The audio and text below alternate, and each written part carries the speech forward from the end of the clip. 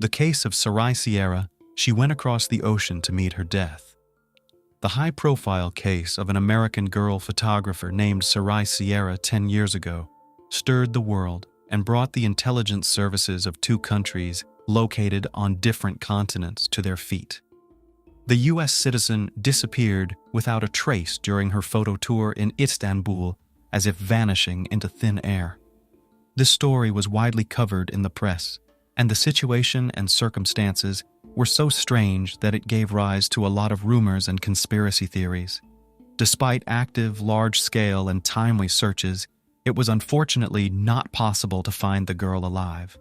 Her body was found in the historic center of the city, near the walls of Sarai. But how did it happen that in a white day in a popular tourist spot so simply took a person's life and no one even noticed it? To understand this case, it is necessary to restore the whole chain of events that led to this tragedy, and now we will try to do it together. Sarai Sierra. Early years. Sarai Sierra was born in New York in 1979 on November 9th and became the second child in a large family. She was brought up together with her older brother David and younger sister Christina. Their parents, Dennis and Bethany Saim Jimenez, were of Puerto Rican descent, but emigrated to the United States in 1973, settling in Manhattan, where their children were born. Shortly after moving, the couple joined the local Protestant community and became evangelical Christians. They brought up all their children in strictness, following the religious canons of their adopted faith. The family attended church regularly, socialized with other members of the community, and the children attended Sunday school. Sarai grew up to be an active, creative person, and also stood out for her strong-willed but rather complex character. Unlike her younger sister Christina, who was a quiet, obedient, and very modest girl, Sarai was considered a rebel and a hooligan. But at the same time, she respected her parents, recognizing their undisputed authority. In the Jimenez family home, there were strict rules to which all members of the family obeyed. This applied to the daily routine of its inhabitants, many everyday moments, as well as norms of behavior. For example, the daughters were not allowed to socialize with boys, go on dates, or be out of the house after 9 o'clock in the evening. All their friendly contacts were controlled, and parents always knew where and with whom their children were. In fact, Sarai's entire life revolved around home, school, and church, and her social circle was limited to the people in those places. The active, energetic, socially oriented girl was bored and cramped within the framework in which she was kept, but her parents were sure that they were doing the right thing for the good of their children. During her school years, Sarai planned to enter a pedagogical university and become a teacher in the field of culture or arts. But closer to the end of her studies, she became interested in psychology and began to think about connecting her future profession with this field of activity. During one of the meetings of the religious community, slender, dark-haired beauty attracted the attention of a young man named Stephen Sierra. He was the first to approach her and made an excuse to talk to her. Sarai was barely 18 years old at the time, and her new acquaintance was 7 years older than her. But despite the age difference, with the approval of their parents, the young people began dating. Stephen immediately liked Dennis and Bethany, who thought that this decent, polite, and honest young man would be a good match for their daughter. Most likely, Sarai was not madly in love with the guy, but agreed to marry him, mostly for the sake of finally moving out of her parents' house and freeing herself from such tight control. It should be noted that Sarai had a good relationship with her parents, but she wanted some freedom to live her own life and plan her own future. Less than a year after meeting, in February 1999, the couple got married. The bride was 19 years old at the time, and the groom was 26 years old. Soon after, the couple moved to the state of Michigan, where Stephen's parents lived. For Sarai, this move was a real event, because before that, she spent all her conscious life practically without staying in his native New York. The change of scenery did her good, and in a new place she seemed to revitalize. Sarai enjoyed shopping for things for her new home, making it cozy, enjoying new acquaintances and new places. She got a job at a local dental office as a receptionist and was thinking about getting a college degree after all. However, Sarai soon became pregnant and had children, first a boy and then a girl. Entry into the university had to be postponed because the young woman was completely absorbed in motherhood and enjoyed it. A couple of years later, the family Sierra, with 2 children, again decided to move, and this time they went to sunny California, settling in the picturesque neighborhood of Silver Lake in Los Angeles. Here, Stephen was offered a job, but soon the couple realized that the money he was earning, they do not have enough to live on. Then, having consulted, they decided to return back to New York and settled in a modest rented apartment located near the house of the Jimenez family. At that time, the couple faced serious financial problems. Sarai was still at home with the children, and her husband had to survive on casual income, because of which they periodically had to get into debt. The situation began to change for the better when the children went to school and the young mother got a job at an advertising agency. Stephen had by then found a permanent job as a bus driver on one of the city routes. A new hobby. Closer to 30 years, when the children have already grown up and life stabilized, Sarai again remembered her long-standing plans to get a higher education. By that time, she was not interested in the pedagogical faculty at all, and Sarai chose the Faculty of Psychology, entering one of the local universities. However, Sarai soon grew cold to her studies, and the boring hours of lectures caused her boredom. She decided to look for herself in another sphere and choose an occupation that would be to her liking, inspire her, and allow her to express herself. Since Sarai had always been a creative person, good at drawing and seeing the beauty in everything, she became interested in photography and soon joined a well-known New York photography community to be able to develop in this direction. She was widely recognized as having a real talent.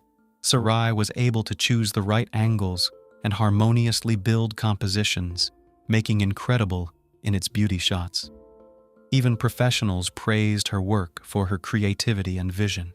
In early 2012, on the advice of her colleagues, Sarai created a page in one of the popular social networks, where she began to post her work. The success did not take long, and other users began to subscribe to the young woman's profile by the thousands, enthusiastically commenting on each of her works. In a few months, she became a real star, and the number of her subscribers continued to grow exponentially. Such a furor literally dizzy her head. Sarai felt that she could achieve more, that she wanted to develop and improve in this direction. So she made a proposal to organize a group photo tour in search of beautiful and unusual locations in different parts of the world. Sarai Sierra started with small trips around her native country, specializing in shooting architectural ensembles and various historical monuments. Her images were a great success, and she decided not to stop. Sarai wanted to travel to Istanbul, one of the most ancient and beautiful cities in the world, to capture its sights and historical sites. It should be noted that her parents were not thrilled with this idea, because she had never left the country before and never left home for so long. But Sarai was adamant. In addition, she had to be accompanied on the trip by her best friend Magdalena. As it turned out, Sarai's family was in crisis, and her relationship with her husband was falling apart. Perhaps part of the reason for her idea of a photo tour on the other side of the world was a desire to get away, change her surroundings, and reflect on what was happening in her family from a distance. Sarai had lived in a strict framework for too long, and now she was eager to do something she wanted to do, something her soul demanded. During that period, her husband's social media account began to show strange postings and statuses. He philosophized about the value of marriage, about love and mutual respect between husband and wife, and also noted that he would not cheat on his other half, even if the marriage hangs in the balance. In one of the posts, Stephen opaquely hinted that his spouse was unfaithful to him, but a few hours later he deleted the publication, leaving the questions that appeared under it unanswered. Stephen obviously didn't feel happy and loved and tried to show it to everyone through his social media page. Sarai was experiencing similar torment, but kept it to herself, trying not to complain and focus on her creativity. The long-awaited trip. Shortly before the planned tour, Sarai learned that her best friend would not be able to travel with her because of problems at work. The young woman was very upset, but did not change her plans because she had been going to it for too long. Sarai's relatives were concerned about the fact that she would fly alone to a foreign country across the ocean, but she assured them that everything would be fine, promising to call, write, and send photos every day. In addition, Sarai was also planning to visit Germany and Austria, where she had several commercial photography assignments already scheduled. Her entire trip was literally scheduled by the hour, and she was not going to deviate from the schedule. On January 7, 2013, a young American woman boarded a flight from New York to Istanbul. She was carrying a small amount of cash, a smartphone, a tablet, a fairly inexpensive DSLR camera, and several lenses designed for professional photography. Upon arrival, Sarai called her family, informing them that she had arrived safely and was on her way to check into the hotel she had booked in advance. It should be noted that she had a rather modest budget, so she had to stay in a remote area, which the locals considered unsafe. After leaving her things in the room and changing her clothes from the road, Sarai Sierra immediately went to the nearest metro station to get to the historic city center. She wandered the streets of Istanbul until nightfall, photographing its beauty and savoring every shot she took. In the evenings, she would call her parents and husband via video call, sharing her impressions and her plans for the next day. She would also process fresh shots and post them to her social media accounts. New friend. As it later turned out, Sarai was accompanied in Istanbul by a young man named Taylan. They met on social networks in the middle of 2012, and it was Taylan who convinced the American to fly to Turkey. For several months, they actively corresponded and became very close during this time. Sarai completely trusted her new acquaintance. They saw each other almost every day, and together visited various attractions. The guy was a native of Istanbul, so he knew the city like the back of his hand, and arranged for Sarai exciting excursions to the most interesting, sometimes unusual places. After a week's stay in Turkey, the photographer had a trip planned to a couple of European countries, where, as I said, she arranged several commercial photo shoots. Here, Sarai saved money on hotel accommodation because she agreed to be hosted by her subscribers who had been following her work for a long time.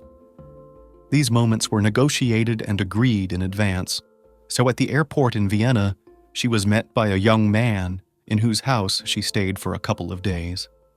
The Austrian acquaintance was a few years older than Sarai.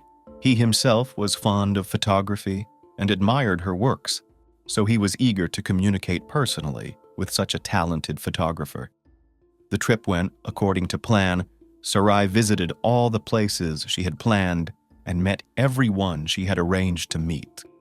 On the third day, she flew to Berlin, where she was also met at the airport by her subscribers who gave her a tour of the city. After finishing all her business in Germany, the photographer went to the airport again and returned to Istanbul, where she planned to stay for 2 more days before returning home. Upon arrival, she was met by Taylan, with whom they spent the day driving around the city, and afterward they went to a popular local bar together. It was after midnight when the Turk escorted Sarai to her hotel, where they said goodbye. A mysterious disappearance in a foreign country. On January 21, 2013, the last day of her photo tour, Sarai called her parents and husband to let them know what time and what flight she was taking to New York. She had never been away from home for so long before, so everyone was happy that her trip was finally coming to an end. However, before leaving, Sarai decided to take one last walk around the city and take some more beautiful shots for her account. At the appointed time, Sarai's father arrived at the airport to pick up his daughter because her husband was at work and could not make it. He arrived early because he was afraid of getting stuck in traffic and not being on time. They announced the arrival of the plane. All the passengers got off, but Sarai was not among them. Her phone was also unavailable, and all attempts to contact her were futile. Then Dennis waited a little longer, and then, concerned about his daughter's absence, went to the representatives of the airline. However, Dennis was literally shocked when they informed him that a passenger with such a name had not boarded the aircraft. Dennis immediately called Stephen and informed him of what had happened, saying that it was necessary to immediately organize a search.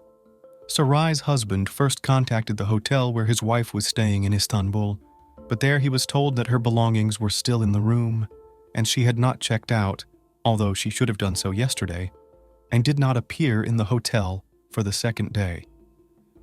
This information caused a real panic among the family members because they did not know where Sarai was and did not understand how to proceed. Stephen, who had access to his wife's accounts, decided to check them, looking for some clues. There, he found his wife's correspondence with Thailand, which seemed very suspicious to him. Nevertheless, he decided to contact the Turk himself to find out what he knew. But Thailand claimed that he had seen the missing woman the day before the planned departure, and before the flight she did not even call him, although she promised. Sarai's family immediately reported the incident to the American embassy in Turkey, and a day later, a large-scale search operation was organized on the spot, for which a special unit was even created. Almost immediately, Sarai's husband and parents flew to Istanbul, deciding that they needed to be personally involved in the search. Besides, not much time had passed since her disappearance, and there was a high probability of finding her alive. Investigating police officers. The first thing decided to determine the social circle of the American and talk to those who saw her shortly before she disappeared. To testify were called employees of the hotel where she stayed, as well as her friend Thailand. The hotel manager stated that he last saw Ms. Sierra the night before she left. She was leaving with a small bag and a camera in hand. She was supposed to check out later, but never showed up at the hotel again, and the next morning they received a call from her worried husband, who informed them that Sarai's belongings and documents were still at the hotel. The receptionist also described the clothes Sarai was wearing that day. The situation with Tilan was much more interesting and ambiguous. First, the guy's name was actually Tarkan, and why he introduced himself to his new acquaintance with an assumed name was unclear. Secondly, they had been in close contact for several months before their meeting, and Sarai had arrived in Istanbul at his invitation.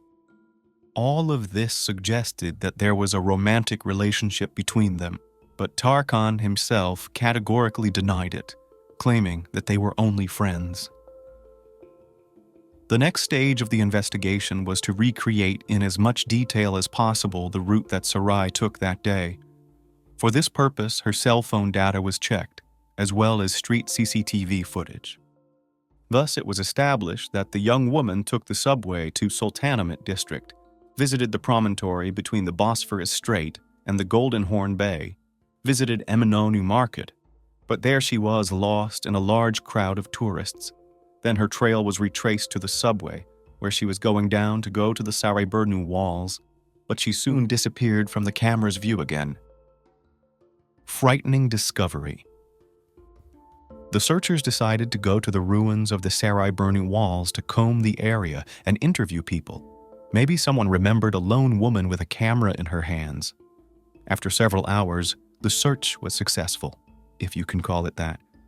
The body of a young woman with no signs of life was found near the ruins of the walls of ancient Constantinople. It was covered with an old dirty blanket, so it was not conspicuous. Investigators assumed that it was in this blanket that Sierra was brought here. Forensics believe the body had been there for about 10 to 12 days before it was found. There were no clothes on the lower part of the body, which immediately prompted a version of violence which was later confirmed by experts. The autopsy revealed that Sierra died from a blow to the head with a blunt, heavy object, but there were also several hematomas on her body and a couple of ribs were broken. In addition, pathologists found particles of epithelium and blood under Sarai's fingernails, and this indicated that she had defended herself and scratched the perpetrator. The crime looked strange and even ridiculous because the victim's bag, smartphone, and camera were stolen. But at the same time, she was wearing gold earrings, wedding ring, and expensive watch, which immediately caught the eye. All that could be found on camera footage from the area was a young woman who looked like Sarai, filming something on her phone, and then a man approached her, either hitting her or pushing her, and then they both disappeared from the camera's view. The attacker was not immediately identified. Versions and conspiracy theories. Almost instantly, the information was leaked to the media, almost provoking an international scandal. The whole point is that from the TV screens and from the pages of newspapers every day appealed to people to help in the search for the missing American woman and tell if anyone knows anything. But at the same time, the investigation was silent. And when the body was discovered, the situation became even more confusing. Many people wondered why a young married woman suddenly flew alone across the ocean. What was she doing in Istanbul and Europe? And with what funds had she traveled there? It all looked suspicious indeed, and investigators initially thought that Sarai had gone to see her lover, Taylan, aka Tarkan, and afterward flew to another man in Austria. But both her buddies denied being intimate with the victim. Later, it turned out that the man who sheltered Sarai in Vienna has a criminal record, in connection with which there was a version that he could use the American as a drug courier. But a thorough check did not confirm this speculation. There were also rumors that Sarai could work for the U.S. intelligence services and to collect information in other countries. Allegedly, hence the money for intercontinental flights. This version looked untenable, so it was not even seriously considered. The investigation of this high-profile case was carried out by Turkish special services together with the FBI, but at first, they did not have any serious leads. Only a few weeks later, the police came to the alleged perpetrator, a previously convicted and unemployed guy named Tal Salih, collecting waste paper on the city streets. But it was not possible to communicate with him because almost immediately after the crime, he borrowed money from relatives and left the country, presumably going to Hatay province, where he illegally crossed the border with Syria. After obtaining a warrant, police searched the suspect's home, where they took a sample of his DNA and compared it with skin particles and seminal fluid found on the body of the murdered woman. After that, the last doubts were dispelled. Tal Salih was the perpetrator of the crime. In addition, the victim's phone was last switched on in the neighborhood where he lived. When it became known that the criminal fled to Syria, the special services lost all hope of getting to him. But soon, fate itself gave them an unexpected surprise. This guy was detained while trying to cross the border illegally again, but this time he was trying to return to Turkey. He joined the rebels in Syria and obtained firearms, but was injured in the conflict and decided he would be safer at home. However, he made his way back with his weapon, which was the initial reason for his arrest. But the local police soon realized who was in their hands and immediately reported him to the security services. When Tal Salih was brought in for questioning, his story was literally discouraging with horrific details. He saw a young woman on a hiking trail along the walls of Sarai, and for a few minutes he simply admired her and watched her taking pictures. When he got closer, Sarai tried to ask him something using gestures, but due to the language barrier, he never understood what she wanted. However, he noticed a brand new iPhone in her hands and an expensive camera around her neck. As Sarai walked on, he followed her, already determined to rob her. It was getting dark outside, and there were no other people near the wall, at least in sight. At one point, Sierra turned around and, as it seemed to him, took a picture of him. That action became a trigger of sorts. Tal Salih grabbed a boulder and lunged at Sierra, hitting her hard in the head. After that, they literally rolled together down to the ruins of the wall, hence probably bruises and broken ribs on Sarai's body. Then Tal Sali, taking advantage of the unconsciousness of the victim, decided to commit violent acts of intimate nature. The perpetrator then delivered another severe blow to the head to finish Sarai off. Tal Sali took the victim's bag, her camera and phone, and walked away. On his way, he came across the same blanket that someone had thrown away and decided to return to cover the victim's body with it. By that time, it was finally dark outside, and the chances of meeting someone at the wall were minimal.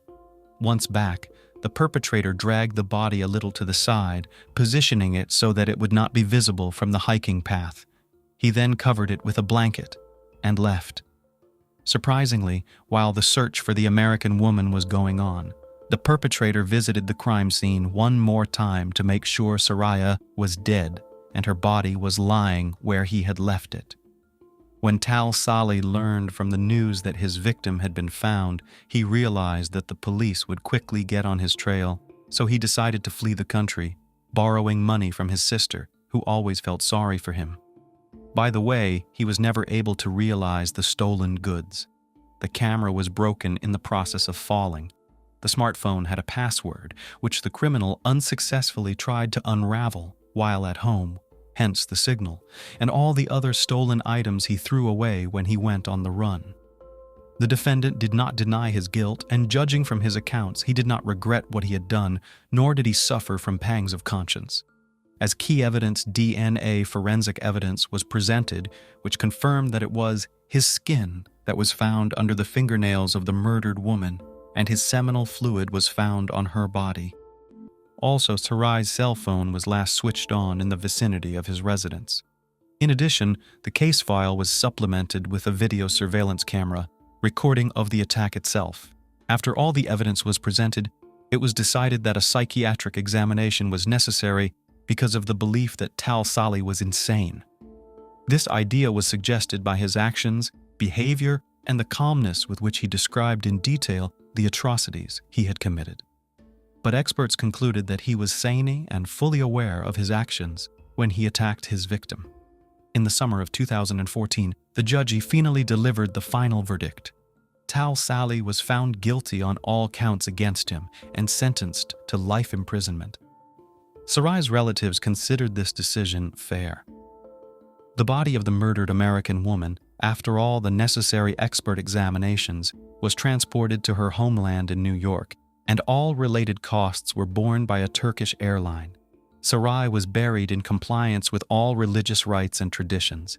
Family members of the deceased created an internet site dedicated to her memory, where they published her works, which had not appeared anywhere before.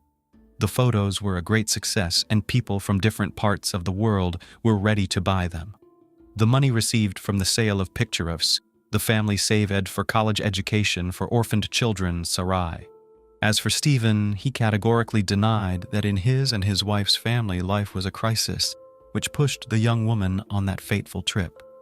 Soon, Stephen became close to a girl from the Christian community who supported him in a difficult period and often came to his home to help him with his children and household chores. 2 weeks before the first anniversary of his wife's funeral, Stephen walked down the aisle with his new chosen one. When the perpetrator was finally sentenced, Stephen was already married and preparing to become a father again. The story of Sarai Sierra was the basis for a series of TV programs and talk shows, as well as detective documentaries. In addition, future projects have also been based on it. In 2003, this high-profile story shook the whole of Brazil and was widely covered by the international media. Hundreds of law enforcers, rescuers, and volunteers from among those who cared about the story were searching for the young couple who disappeared in the forests of Embu-Guaçu province. They had hoped to find them alive, but unfortunately those hopes were not realized, and the last days of the young people turned into a real nightmare. But grief-stricken members of the families of the missing ahead awaited another ordeal when the main criminal, rapist, torturer, and brutal killer was not punished, moreover, found himself in better conditions than he lived before. Who are Liana Friedenbach and Felipe Café? Liana Bay Friedenbach was born in Sao Paulo in May 1987. The girl was the eldest of two children and her parents. She grew up in a fairly well-known and wealthy family. The head of the family, Henry Friedenbach, was a successful lawyer and a very respected man in the city.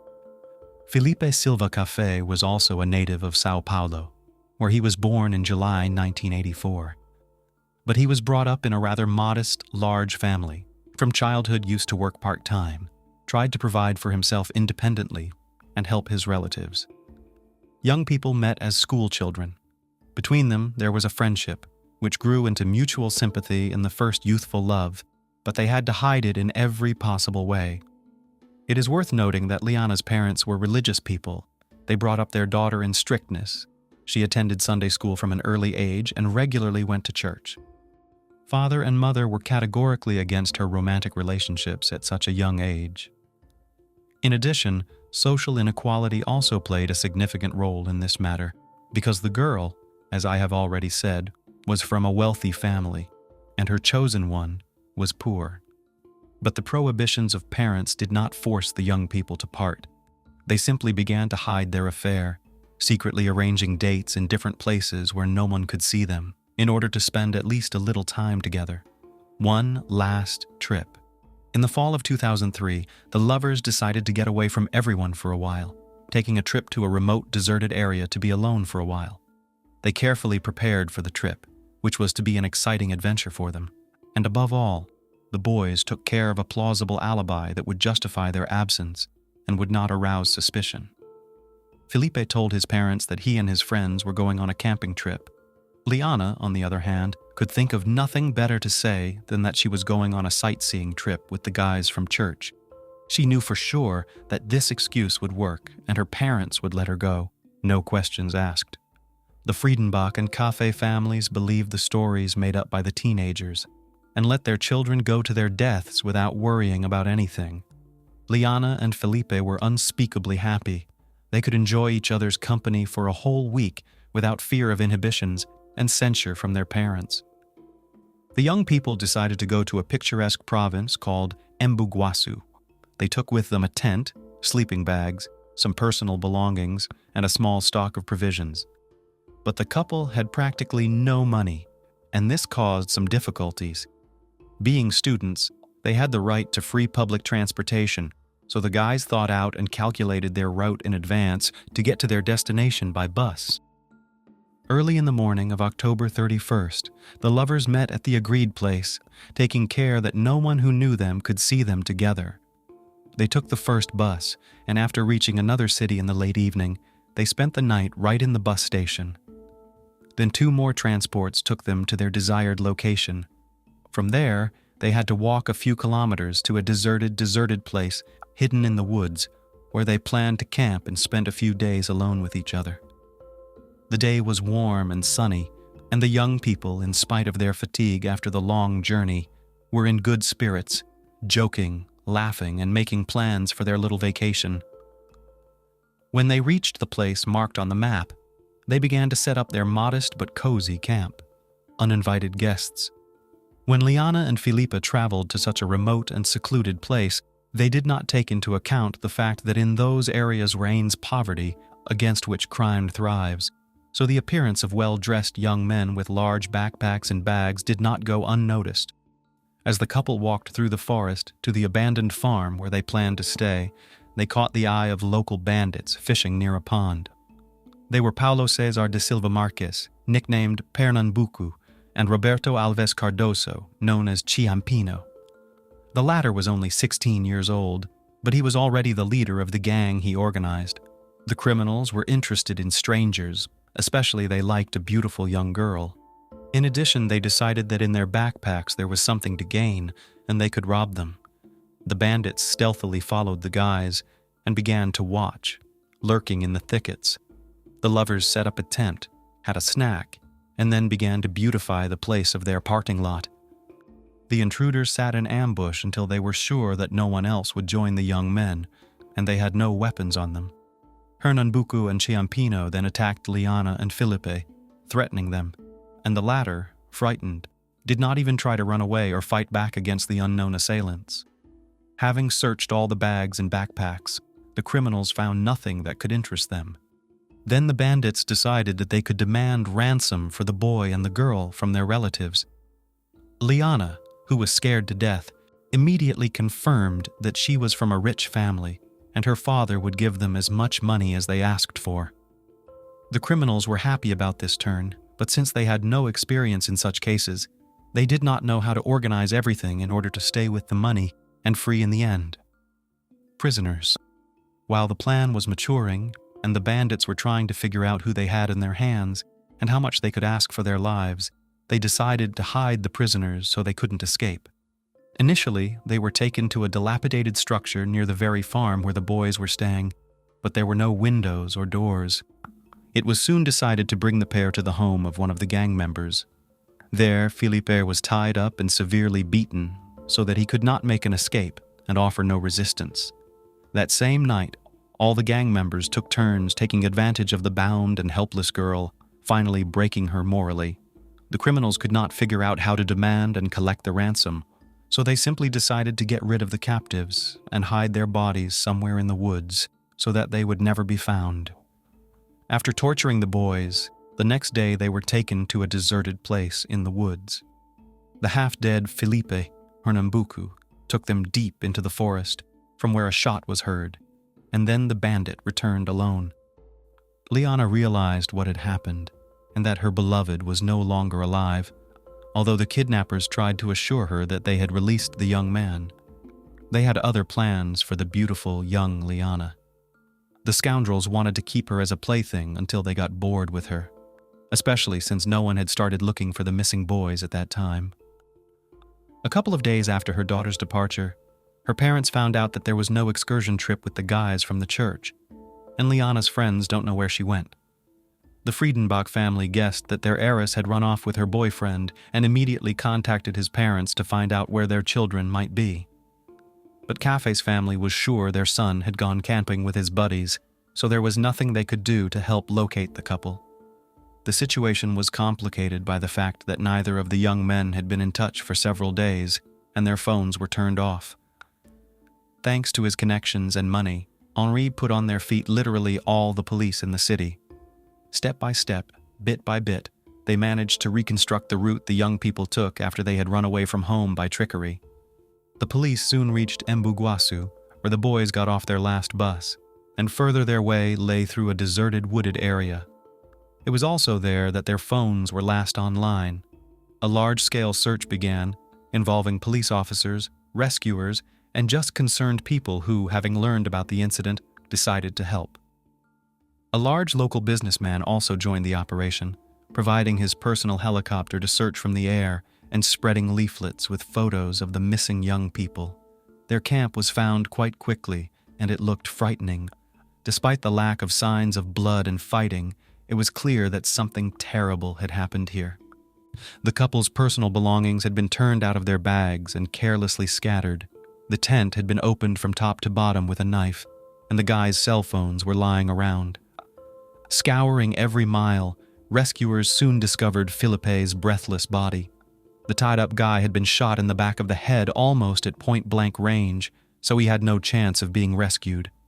It became clear that the probability of finding Liana alive is minimal, but hope, as they say, dies last.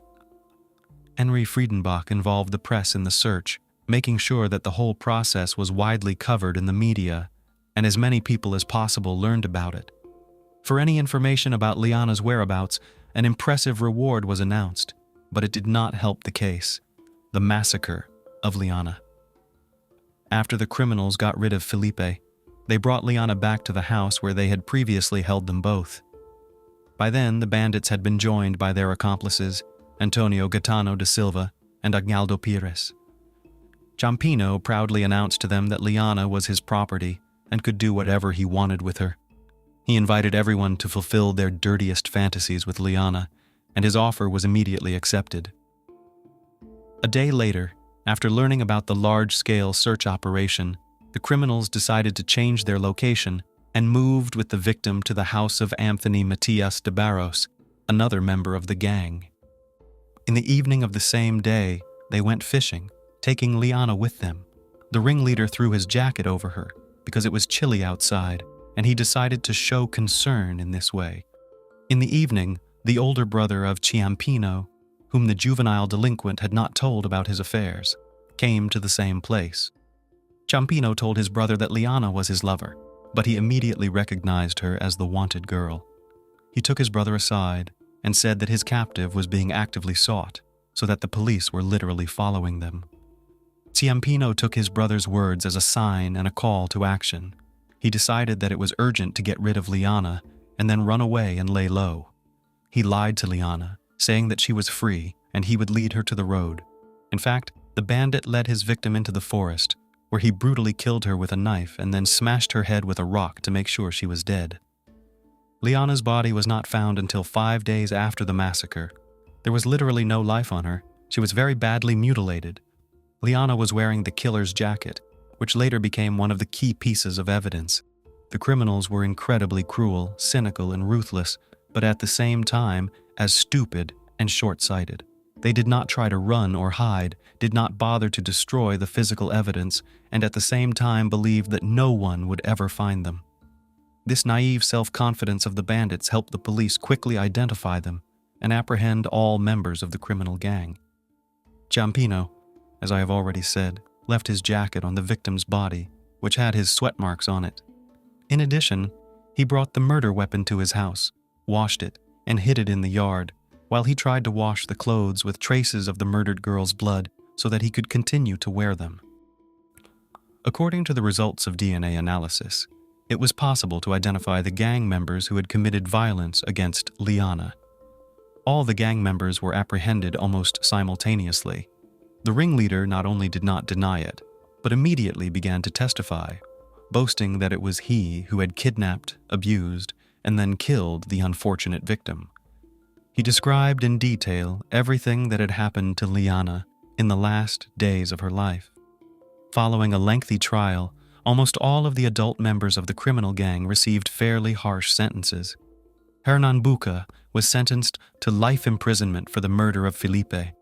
Antonio Gaetano da Silva, as well as Agnaldo Pires, also received life sentences.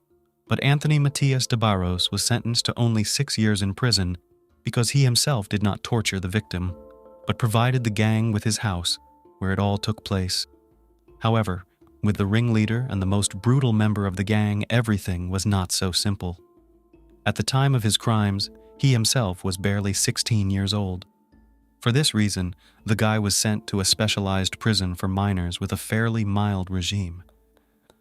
Ciampino made several escape attempts, behaved aggressively and inadequately, because of which he was appointed a psychiatric examination.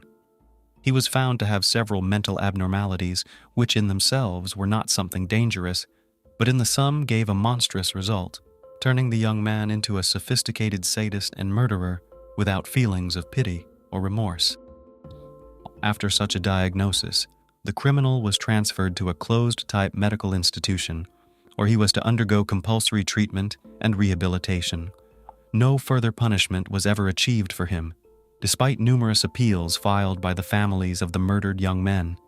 As a result, Ciampino ended up in better conditions than he had been in before the crime.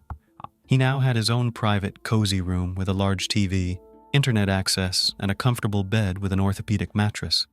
He has a balanced 4 meals a day with a customized menu, which is part of the policy of the medical facility where he is being held. His monthly maintenance is estimated at about $12,000. That's about $2,500. In recent years, the perpetrator has regularly petitioned for his release, noting that he has undergone a full course of treatment and no longer poses any threat to others, which means he can return to his normal life. This is a monstrous story. This state is rich in amazing places, such as the Vicksburg National Military Park, a Civil War battle site, Biloxi Beach, a perfect spot for coastal relaxation. Animal lovers will definitely appreciate the Marine Mammal Studies Institute. History and architecture enthusiasts will be captivated by the town of Melrose, which boasts many stunningly beautiful homes. And undoubtedly, the Biloxi Lighthouse is an excellent place for photography. But the brightest star of the state is, of course, the renowned University of Mississippi, commonly known as Ole Miss. where our story unfolds. During the summer, when academic activities on the university campus come to an end, it becomes especially quiet.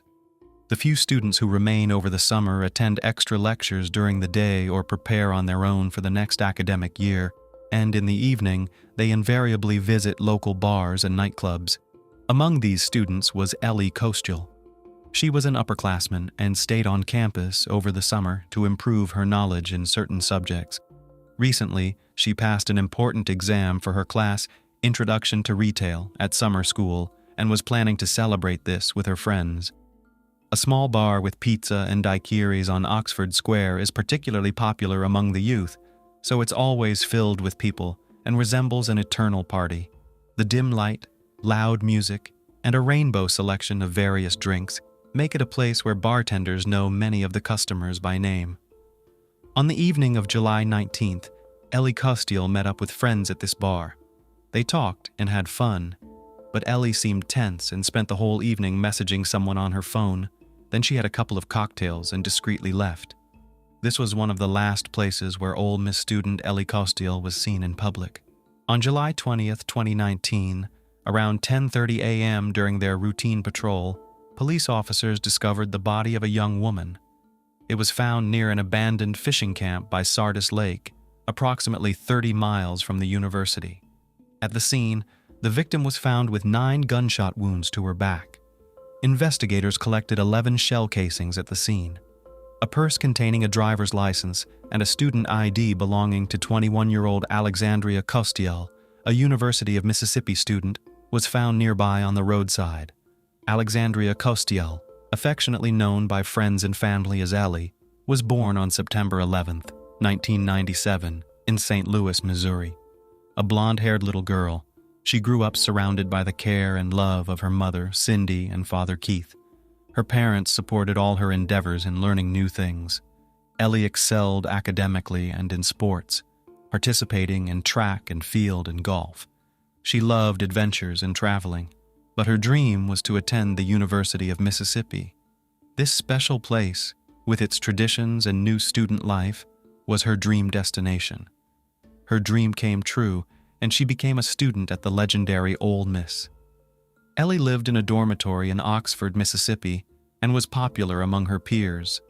Friends and relatives praised Ellie, describing her as a lively and energetic person who greeted everyone with a smile. The tragic loss was a shock to the close-knit community of the lovely girl and her fellow students at the University of Mississippi, as investigators worked tirelessly to uncover the facts. Ellie's father confirmed the tragic news of her death in a Facebook post on Sunday. Yesterday, on Saturday afternoon, the Sunset Hills, Missouri, police visited us and informed us that our beautiful dear Alexandria, our sweet Ellie, was the victim of a crime, wrote Keith Kostiel. She was attending summer school and taught fitness at the University of Mississippi in Oxford, Mississippi. She graduated from Lindbergh High School in 2016.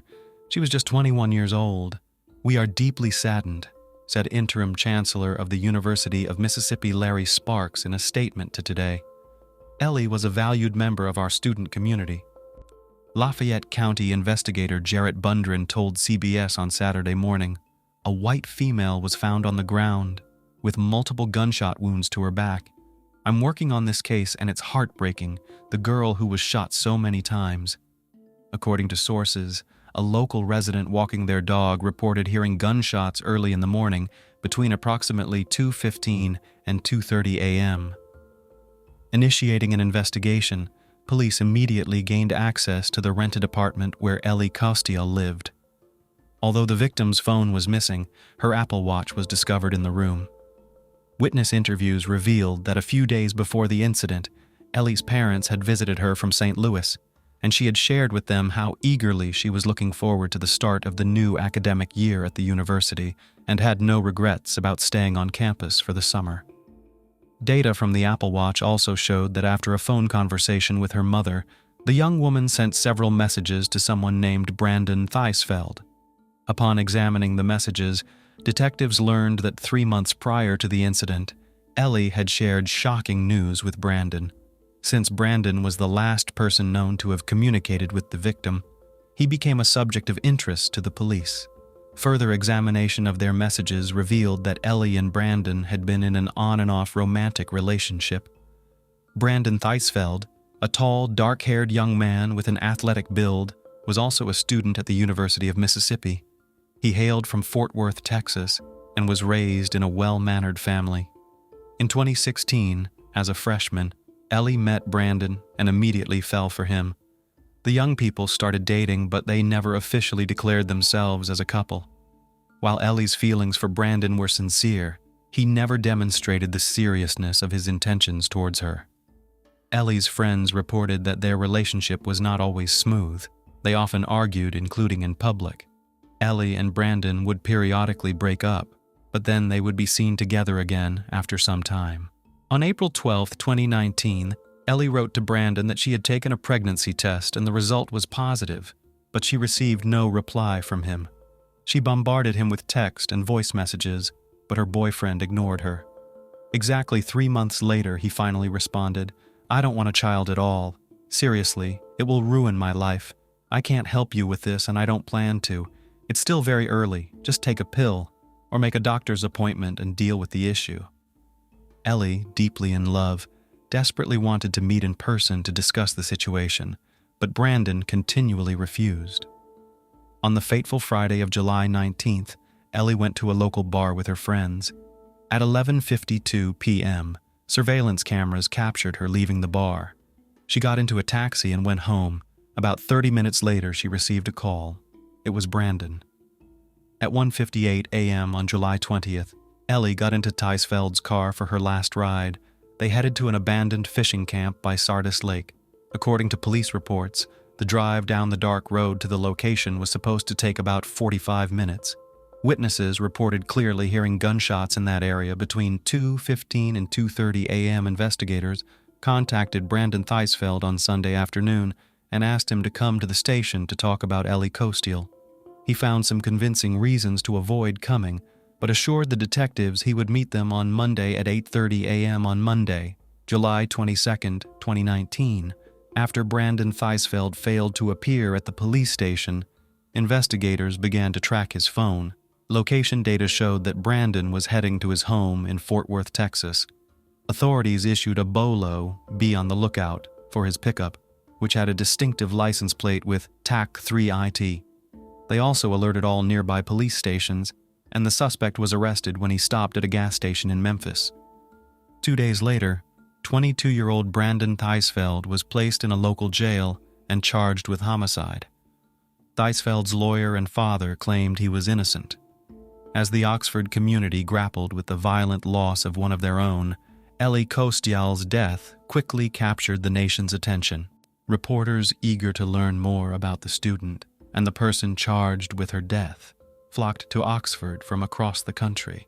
Brandon Theisfeld insisted on his innocence until the end, but the evidence against him was more than sufficient. During his arrest, a gun matching the caliber used in the shooting near the lake was found in his possession. His car contained stained clothing, later determined by forensic analysis to be bloodstains belonging to the victim. It was established that after July 12th, Brandon had left Oxford to go home to Texas to retrieve his father's gun, allowing the prosecution to argue that the act was premeditated. His internet search history contained queries such as abortion services and abortion pills. It was later found that each time he agreed to meet Ellie, he canceled at the last minute or failed to show up without explanation. His search history also included queries on how to avoid punishment for a crime, how to conceal a crime, and how to use a weapon. A letter addressed to his parents was discovered in Theisfeld's apartment stating, "I am not a good person. This is not your fault. Something in me just doesn't work. I've always had terrible thoughts. I've always had these feelings. I just felt out of place. I think this is the end for me. I'll either go to jail or die. I know I'll get caught." On August 30th, 2019, a grand jury charged Brandon Theisfeld with the life-taking of Alexandria Costiel. Yet again, he refused to accept responsibility for the incident. Brandon faced the ultimate penalty, capital punishment. However, The trial was postponed due to the widely known restrictions in place at the time due to the COVID-19 pandemic. On August 27, 2021, when the process resumed, Brandon Feisfeld, advised by his lawyer, pleaded guilty to mitigate the potential punishment. He was sentenced to life imprisonment without the possibility of parole. In his final statement, Brandon apologized to Ellie's parents. "My actions have forever changed your life, and the life of my family. I wish I could take it all back, but I can't. I pray for God's forgiveness, and I hope you can find it in your hearts to forgive me too," he said. Cindy Kostiel, Ellie's mother, did not accept Brandon's apology, stating that he should spend the rest of his life in prison and that every time his cell doors slammed shut, he should remember the heinous act he committed. Investigator Jarrett Bundren eventually disclosed some already known facts about such a brazen crime to the public. He explained, Ellie had told Brandon she thought she was pregnant. Brandon didn't want her to keep the baby, and the couple had many arguments about it. Although Ellie wanted to meet in person to discuss the situation, Brandon refused to do so until the day of the incident. Intent on questioning Brandon, the police asked him to come to the station for some inquiries.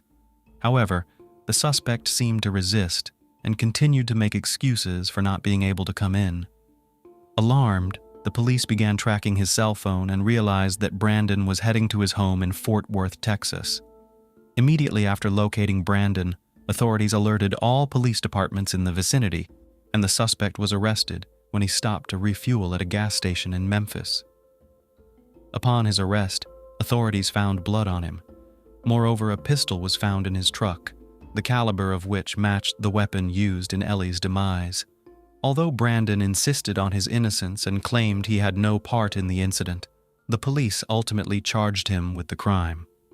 5 days after Ellie's passing, normalcy had yet to return to Funky's bar, where surveillance cameras had captured her leaving shortly before midnight on July 19th. Interviews with witnesses, who were among the last to see Ellie, revealed that the management had recently installed a camera right in front of the bar. A bartender, who preferred to remain anonymous, mentioned she had been friends with Ellie since school. Taking a break from her duties, she found the words to describe her friend. "She always smiled. She just lit up the room. She had a smile from ear to ear," she said. Ellie was the kind of person who greeted everyone. "It's just really sad. She was too kind," she said, looking away as the colorful disco lights danced on her face. "We're going to miss her." Ellie's teacher and friend, who taught the Introduction to Retail course, Morgan Hall, learned about the passing of her student the following Monday. She was shocked. You never expect something like this to happen in Oxford and its surroundings. During the interrogation, Morgan mentioned the last time she saw Ellie around 1:15 p.m. on July 19th, when she submitted her test. "She left, and I think that evening everything went downhill," she said. "Ellie was a sweet girl, very quiet, and I liked having her in class," Morgan stated. After hearing about the student's demise, Morgan immediately went to the administrators to figure out the best way to deal with the situation.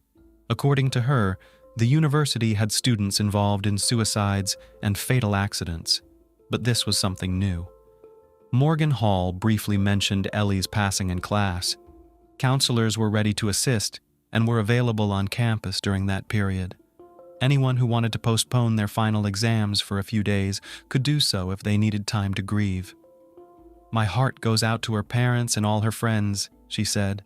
"Parents shouldn't have to bury their children. That's not how it's supposed to work." As it turned out, Ellie Kostiel, in her need for support, had told friends that she was pregnant with Brandon Feisfeld's child. Her sisters knew she was pregnant and that she had told Brandon, said a classmate. He was very upset about it, about how it would ruin his life and future. He was angry that she wouldn't have an abortion. She said, "No, I don't believe in that." Another friend mentioned Ellie tried to end her pregnancy through unhealthy methods, like long walks, drinking a lot, and using forbidden substances. She was 17 weeks along. She was struggling with it. Brandon knew about it, but he was seeing someone else. He wanted her to end the pregnancy. "I think morally she didn't want to," said Ellie's close friends. "He was terrible, and then she would break up with him. or he would break up with her in anger, and then come back to her saying, I'm sorry, and she always took him back. Ellie Kostial's shocked friends and classmates struggled to cope with the news and paid tribute to their friend on social media. It's just hard for me because when I see her face, all I can think about is what she went through, what she thought, what she said her friend Emma Pascoe. It's very, very difficult. On Twitter, one of Ellie's classmates wrote on July 23rd that for years, they had to listen to Ellie and discuss in detail the issues between her and Brandon. He pursued her for many years, using her for his own interests during that time. I spent countless nights holding Ellie, wiping her tears as she cried over this monster for many years, said the now deleted post. You deserve hell, a disgusting excuse for a person. Rex Ravita, a former dorm neighbor of Theisfeld's, shared in an interview that the 22-year-old was a daddy's boy who said he had been seeing Ellie Kostial off and on for many years just for the sake of not being bored. I genuinely believe he emotionally manipulated her into believing he loved her just as she did him, and I think he kept her on the hook until the very last second, said Ravita. Ole Miss student Rex Ravita, a former dorm neighbor of suspect Brandon Theisfeld, later described the alleged perpetrator as misogynistic and arrogant, stating, I'm not going to sugarcoat it. He was very much a daddy's boy. Always had to mention his father's money, how his dad could get him out of anything. Just that kind of attitude all the time. Any vulgar comment he could make, any crude remark towards anyone in our dorm, he got away with. On Thursday evening in her hometown of St. Louis, a memorial service was held for Ellie Kostial. At the request of the Kostials, no public statements were made in Oxford about memorial events. Only black ribbons encircling the majestic white columns of the women's houses, including Alpha Phi where Ellie lived, served as a reminder of the tragedy. The young student's demise unsettled the entire state. Meikle Cunningham, a resident of Oxford, mentioned that the case has caught everyone's attention on campus. This is the biggest news in town since football season for a long time, said Cunningham. It's just terrible. He expressed hope that the case could be resolved soon, so the Kostial family could find peace.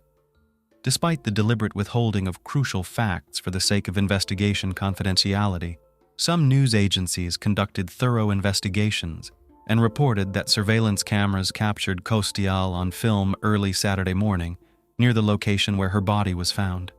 They reported seeing Ellie Kostial with a man, who appears to be Theisfeld, at a 24-hour store in the Harmontown area.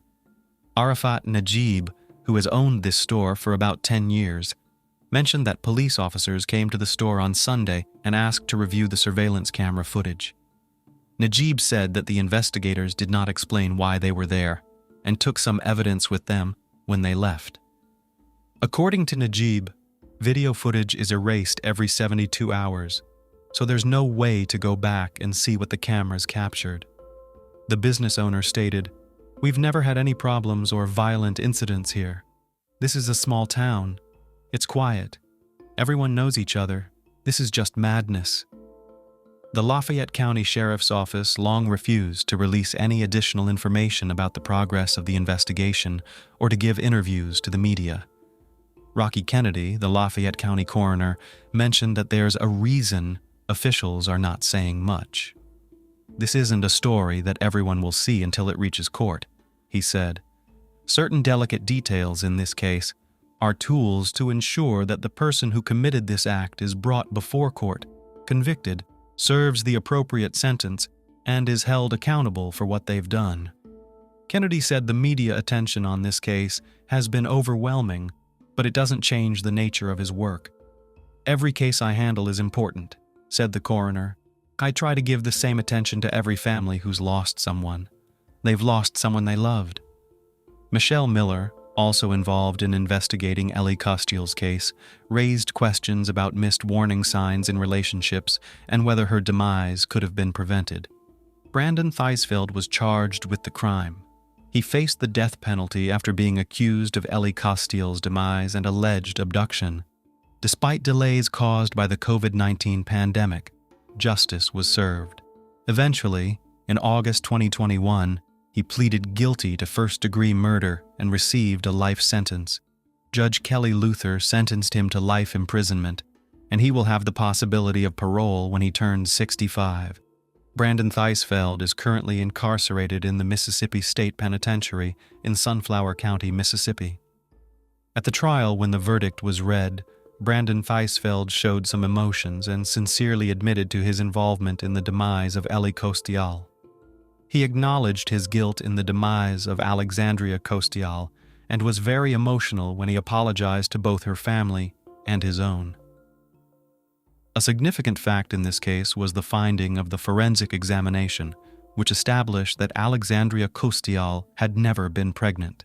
We are left to speculate and ponder why a young and promising student at a popular university, who could have had a happy and fulfilling life, fabricated the existence of a non-existent child and spoke about it to all her friends for 3 months. It seems she sincerely believed in it and thought that this news would melt Brandon's heart and make it belong only to her. Unfortunately, a miracle did not occur. Her parents and friends are still mourning their dear Ellie. Monday, September 14, 2015, was remembered by 16-year-old Nolan Buchanan as the best day of his life. The day before, he had spent Sunday with his girlfriend. A traditional morning mass with his girlfriend's family, followed by a get-together with friends and a wonderfully romantic evening. Waking up on Monday morning, next to his favorite girl, the teenager felt like a free, successful, and influential businessman before whom the whole world is open. After all, he was now the owner of Buchanan Construction.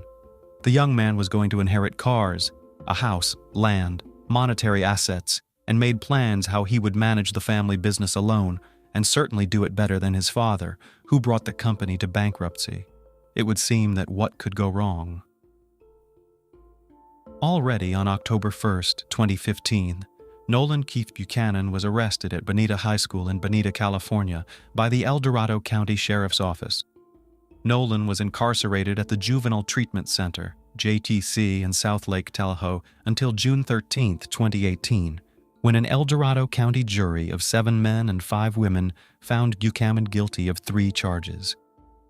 The jury took just 2 hours to reach a verdict.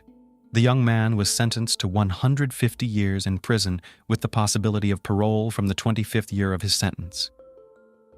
This is how his plan to take over the family business ended. Neighbors and classmates spoke of Nolan as a model kid and a good student. As far as I know, he was a good kid, Anita High School student Campbell Ruxton would later say in an interview. He always cared about school, he seemed very kind, he was very nice. I'm even surprised he was arrested. But what really happened in the Buchanan family? Let's break down this horrific case in detail. Molly first met Adam Buchanan when she came to apply for a job at his firm as an office manager. By the time they met, Adam was already divorced and raising his son Nolan from a previous marriage on his own. Cheerful, sociable, and cheerful blonde immediately attracted the attention of the owner of the company. The interest was mutual. Molly fell in love, started a romance that turned into a serious relationship, and her move to Adam. Molly dreamed of a real, loving, friendly family and tried to build a wonderful relationship with her stepson. Soon she became pregnant. Gavin was born. People who knew the Buchanans claimed that they were a fairly close-knit family of 4.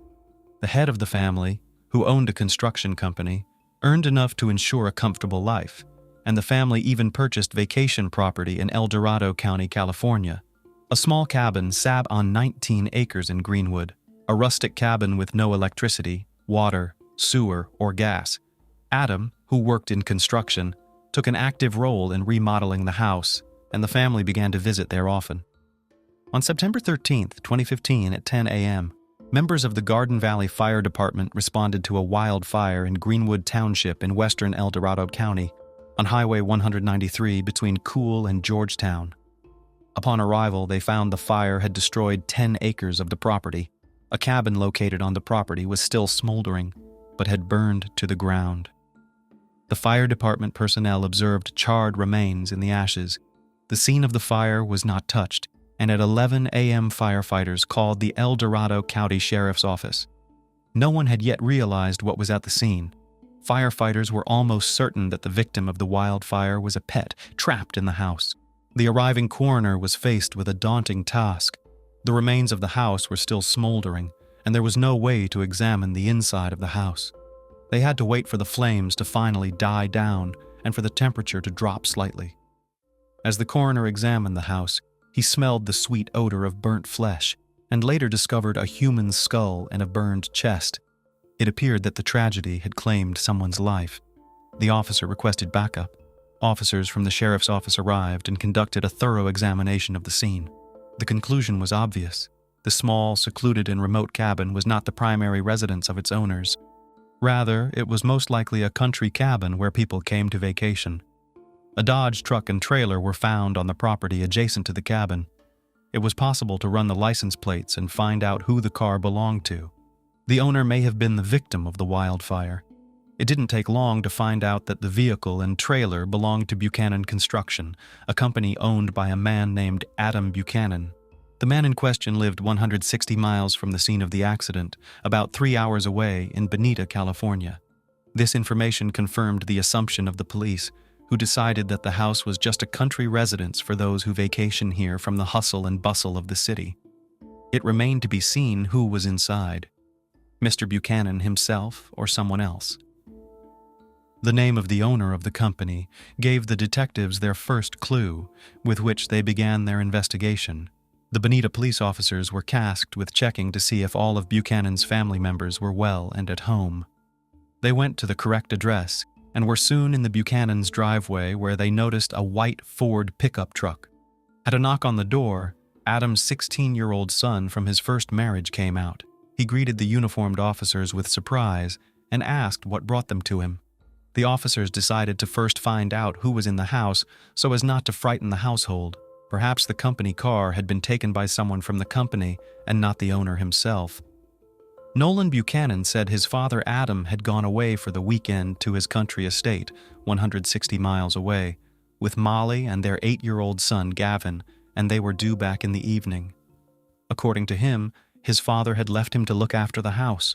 Investigators did not yet have sufficient reason to believe the remains in the cabin were those of the Buchanans, but the information received and the discovery of the remains, believed to be those of 2 people, by the evening of September 13th, was enough to report the family missing in the El Dorado County fire.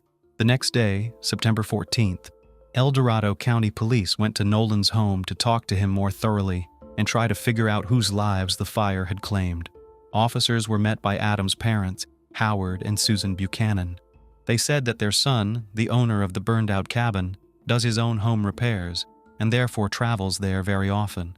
The parents were very concerned as they had not been able to contact their son or daughter-in-law until now. From the story, the officers learned that the house is connected to generators, but at the time of the tragedy, it had no electricity. There were, however, gas cylinders inside.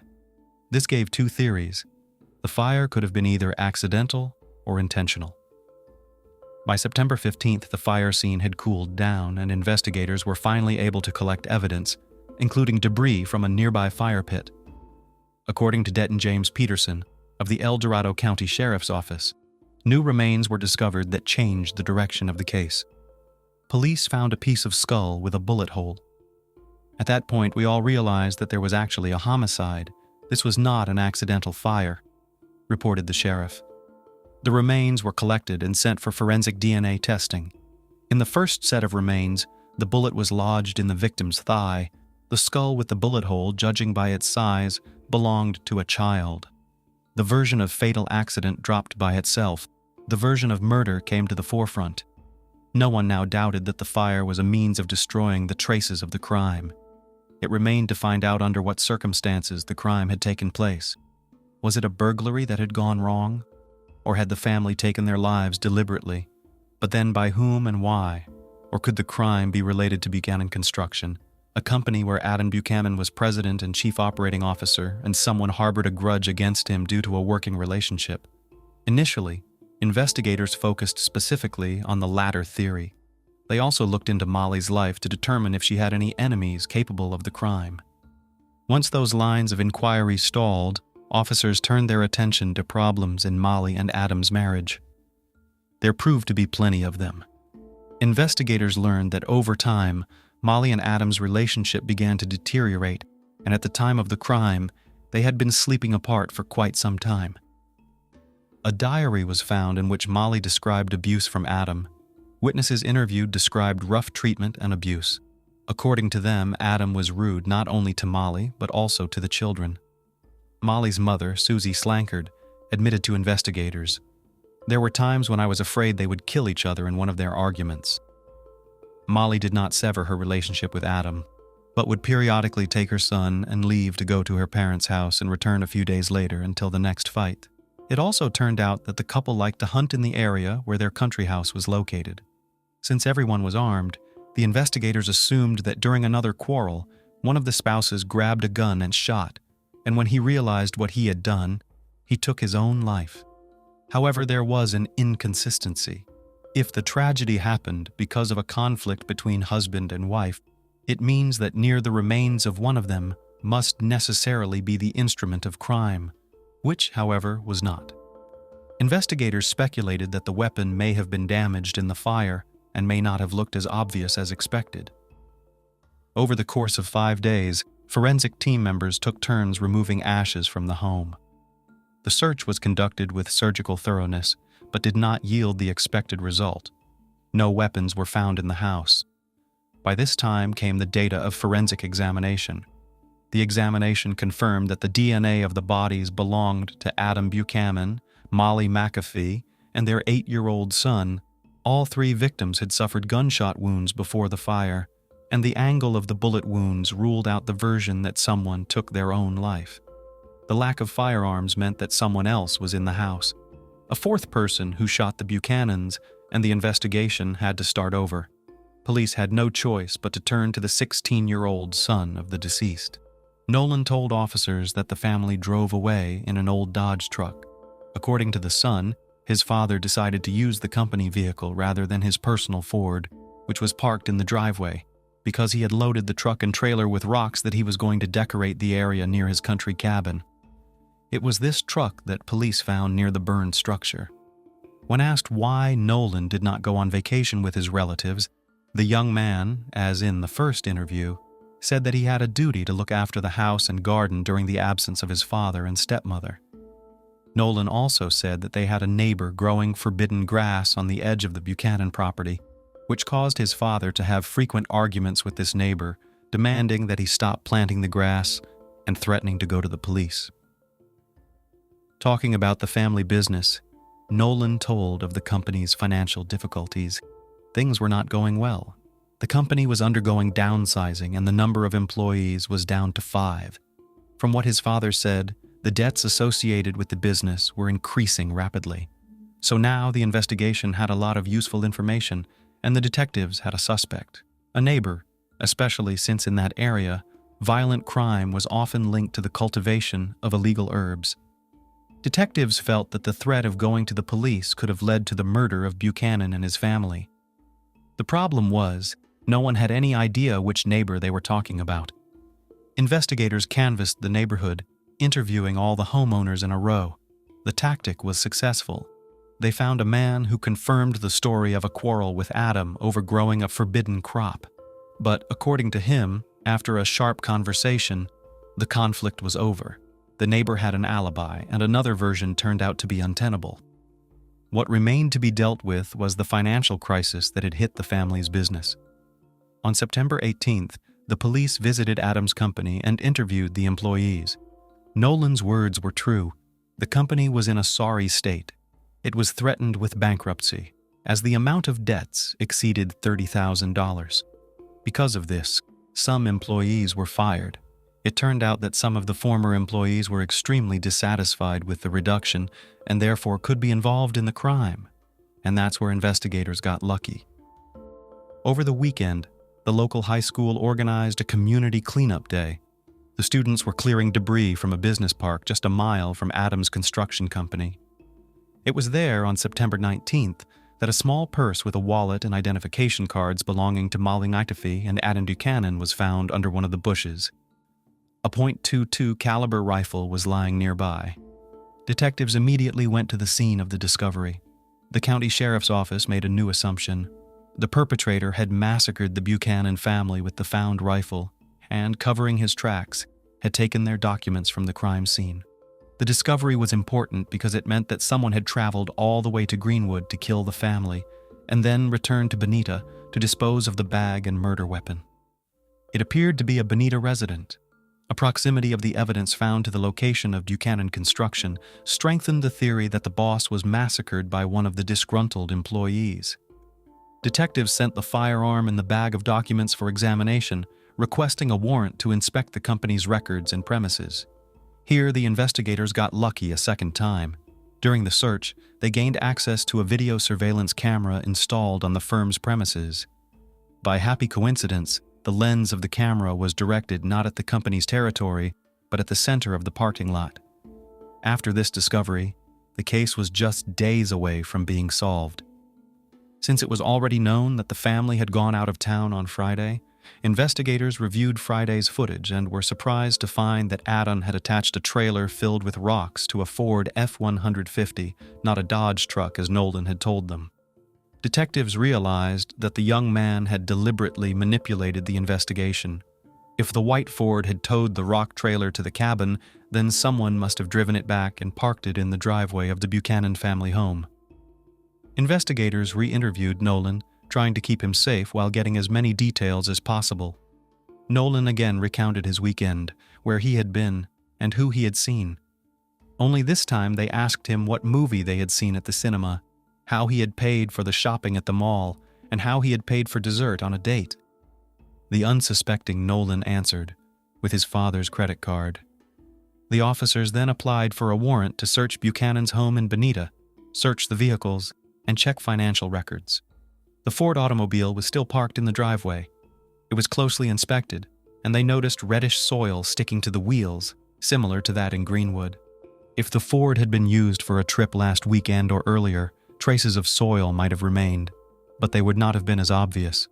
Unfortunately, the fire had destroyed the wheel tread marks near the country house, but the dirt buildup indicated that the car had probably been to Greenwood recently.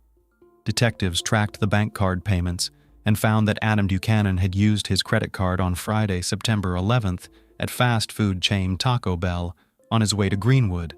Nolan, on the other hand, claimed he stayed home, did not go with his parents, and had the credit card in his possession. Detectives went to the diner and checked the security cameras. They saw exactly what they expected, a white Ford instead of a truck. When detectives searched the Ford, they found a Taco Bell receipt dated September 11th that included not 3 but 4 drinks. Evidence collected at the scene of the fire similarly pointed to 4 drink cups. So Nolan was in the car? The next credit card transaction took place on Saturday, September 12th, at the Valencia Club bar in Penryn, about 30 minutes away from the cabin. Adam's parents had previously told detectives about the bar. They said their son and daughter-in-law liked to drop in there after renovations to the cabin. Security cameras recorded the time the couple left the bar, and traffic cameras on the highway helped track the couple's route. A Ford F-150 headed toward the Buchanan cabin around 2:30 a.m. on the day of the fire, and at 3:30 a.m. drove in the opposite direction. In the first instance, the camera captured Adam and Molly in the vehicle, and in the second, only Nolan. A few hours later, on Sunday morning, September 13th, Adam's credit card was used to pay at 3 of Bonita's establishments, Starbucks, McDonald's, and a gas station. The bank confirmed to investigators that Buchanan had only one bank card. The facts contradicted Nolan's stories. By this time, forensic results had come back. Nolan's fingerprints were found on the gun.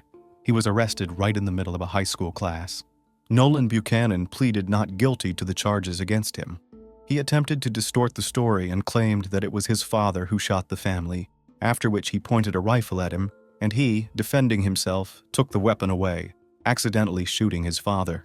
Nolan insisted it was self-defense, attributing the fire and subsequent lie to a state of panic and extreme fright. That's why he took gasoline and set the house on fire to make it look like nothing had happened there. The defense continually focused the jury's attention on Adam's abuse of his own son and other family members. The medical examiner questioned the verdict because the bullet wound mark on a piece of Gavin's skull was consistent with a shot fired at nearly a 90-degree angle. Nolan, on the other hand, claimed that his and his brother's beds were next to each other, and they were simultaneously awakened by the noise and screaming. It was at the moment of awakening that Nolan allegedly saw someone enter the bedroom and shoot Gavin. The shooter then pointed the rifle at him, and Nolan miraculously managed to push the attacker away. Under this scenario, the shot would have been fired at about a 45-degree angle, which was inconsistent with forensic evidence. The prosecution came to believe that Nolan shot his brother when they were alone in the house while their parents spent time at a bar. After waiting for his father and stepmother to return, Nolan shot them as well. Judging by where the bodies were found, Adam was killed first, followed by Molly. Nolan then took the rifle, his parents' papers, doused the bodies with gasoline, and set the house on fire. Then he went home, met his girlfriend, and spent the day with her, creating an alibi for himself. On July 13, 2018, a jury found Nolan guilty of 3 counts of first-degree murder. As a result, he was sentenced to 150 years in prison, with the possibility of parole after 25 years. Judge Kingsbury, in announcing the sentence, reflected on the verbal and physical abuse Nolan faced, on the testimony that Nolan massacred his brother because he didn't want him to go through the same horror, or be forced to live with what his father had already managed to do to him. But as she did, she also listed facts about the premeditation of the crime and subsequent arson, the creation of alibis, and the plans to run the family business that Nolan had voiced to family members. The judge cited a failure to follow rules and deviant behavior noted by staff at the South Lake Tahoe Juvenile Treatment Center, where Nolan went after his arrest. "Everyone has the opportunity to change," Judge Kingsbury told Nolan. "I hope you will do everything in your power to do so. If you behave well, you will have a chance to get out on parole in 25 years under the Senate bill and Supreme Court rulings. It's up to you whether you take that chance or not." Nolan continues to insist he is innocent. If he ever gets out on parole, he will have to pay a huge compensation to the victims. The amount of the payout is unknown at this time. The case of Lisa Cecilia Hardam, the fiancée of a tyrant who turned a luxury apartment into a prison. Controlling behavior in couple relationships, unfortunately, is not uncommon and quite dangerous. It manifests itself when a person tries to subjugate and forcibly adapt their other half to their own needs through intimidation, demonstrations of strength and power, as well as humiliation and total control. Often the victim, because of the instilled feelings of fear and guilt, does not realize that he or she is in a destructive situation. The story of a young woman named Lisa Cecilia Hardam illustrates what a relationship with a control freak can lead to. She naively believed that she had met the love of her life, but she herself did not notice how her fiancé became a monster who turned their luxurious apartment into a real prison with 24-hour video surveillance. This case provoked an international scandal and was widely covered in the press. The unfortunate Lisa tried to make Lisa look mentally unstable and cold-blooded crime to pass off as an accident or voluntary resignation from life. However, the perpetrator, despite his money and connections, did not manage to escape responsibility. Now let's understand how her beloved man turned into a monster who hid his inhuman attitude behind care. Lisa Cecilia Hardam, biography, family, early years. Our today's heroine was born in Canada on June 12, 1981, in the suburbs of Toronto, and was the second child in the family. Lisa was brought up together with her older brother Jason, with whom she has always been very close. They were raised independently by single mom Joanna. Brother and sister did not remember their father because he left the family when the children were very young and no longer took any part in their lives. Lisa Cecilia grew up as an active and purposeful girl. From an early age, she was involved in sports. Together with her brother, went to the martial arts section, liked to play soccer and volleyball. But her main passion has always been ballet. She daily visited the dance studio where she practiced at the bar for several hours. The girl from childhood was tall and slender, but professional ballet classes required the strictest diet, which had a detrimental effect on the growing body. In adolescence, Lisa developed anorexia on the background of eating disorders. For a long time, she kept silent about her problem, believing that she could cope with everything herself. But when her weight approached critically low values, her mother sounded the alarm and put her daughter in the clinic, where Lisa needed to spend several months to restore health and weight gain. After graduating from school, the girl continued dancing classes and also decided to connect her life with the beauty industry. In parallel with her university studies, she got a job as a perfumer in one of the stores of a large cosmetics chain, and in her spare time, she studied the subtleties of makeup and hairdressing, moving to Australia. In 2005, having celebrated her 24th birthday, Lisa decided to make drastic changes in her life. She wanted to go to the other side of the world, to Australia, and there were several reasons for that. Firstly, she wanted to live in a warmer and milder climate, and secondly, Lisa wanted to see the world.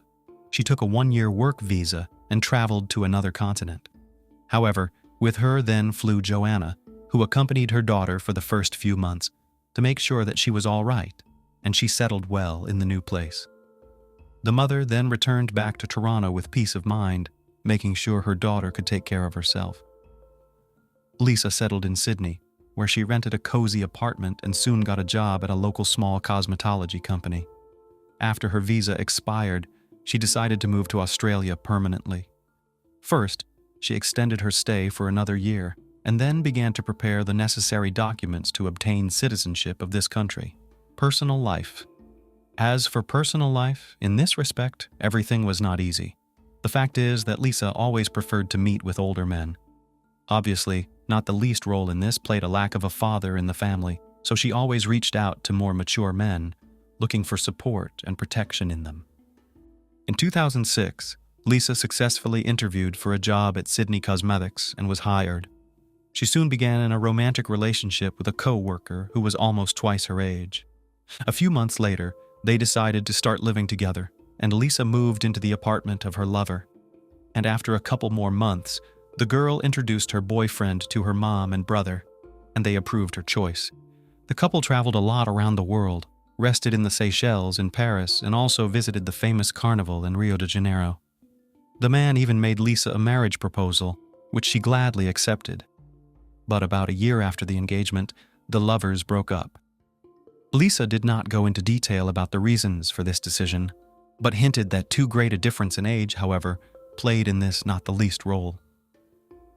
In 2010, Lisa graduated from the Sydney College of Stylists and got a job as a hairdresser in a popular beauty salon, where she quickly won the respect of colleagues and the trust of customers. At the same time, a new boyfriend appeared in her life, but their romance did not last long because Lisa found out that he was married. Destroy someone else's family she was not going to, so she quickly broke off the relationship. But shortly before that, at one of the parties, this guy introduced her friend, a businessman named Simon Gitney. This acquaintance turned out to be fatal for Lisa. Who is Simon Gitney? Simon was born in Maryland in December 1973 in a very religious, large family of immigrants from Lebanon. He had 5 other siblings, whom his parents raised in strictness and obedience. However, Simon from a young age had problems with controlling emotions and outbursts of anger, and he was also possessive, did not tolerate rejection, and often gave the will of his fists. All this eventually led to serious problems with the law. The first time Gitney was behind bars was at the age of 18, when he came to his ex-girlfriend in the store where she worked and began to openly molest her. The store owner interceded for the girl and threw the impudent man out the door, but Simon returned with friends who grabbed the store owner and held him, while Simon beat him severely. That time, the guy only served a few months and was released on bail for good behavior afterwards. But 3 years later, he was arrested again, this time on theft charges. However, Simon resisted violently, threw himself into a fight, and bit off one of the policeman's earlobe. He was threatened with a serious prison sentence for this prank, but the pastor of the Lebanese Christian church, of which his entire family was members, interceded. As a result, the young man spent only a year and a half in prison. In 2000, Simon again came to the attention of the police, and this time he was arrested for possession and distribution of illegal substances. But the sentence was again extremely lenient. and he served 2 years out of the 4 assigned to him. On release, Gitami, as it seemed to everyone, took the path of correction. He moved to Sydney, where with a few friends founded a fairly successful business for the production and sale of luxury women's shoes. This business brought a stable high income, so Simon quickly became rich, acquired luxury real estate in a prestigious neighborhood, a premium class car, and carefully tried to hide from everyone his rich criminal past. From his roommates to his lovers. At that party, Simon and Lisa exchanged phone numbers, and soon he called her himself.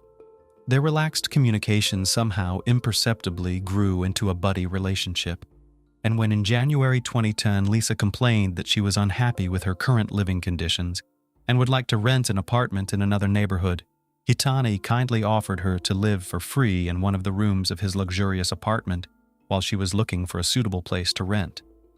Lisa accepted the offer, although her mother was somewhat alarmed by this turn of events. But Lisa convinced Joanna that it was a temporary measure and that she and Simon are just friends. By the way, she herself at that time thought that the man who so carefully monitors his appearance and adores piercings preferred to build relationships with guys. But this opinion turned out to be wrong. For the first couple of months, Gitami really kept his distance. The young people lived in separate rooms, and there was not even a hint of intimacy or romance between them. But gradually they got closer, the so-called spark, and started a romance which quickly gained momentum. At the time of the beginning of their relationship, Simon was 37 years old, and Lisa, 28.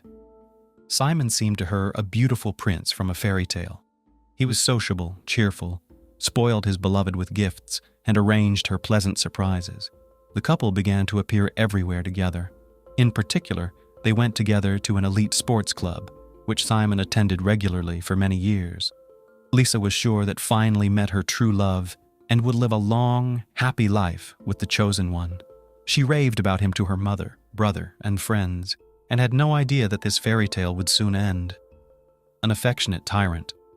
Just 6 months after the beginning of the relationship, Simon's behavior began to change, but it happened in stages, and in such a way that Lisa did not notice anything, thinking that the lover does everything for her own good. He gradually distanced Lisa from friends and family, erased all her personal boundaries, tried to change her views, tastes, and behavior, adjusting them to his needs. In June 2010, shortly after Lisa celebrated her 29th birthday, Simon began to persistently persuade her to quit her job, claiming that she was not valued there and she could find a better paid position.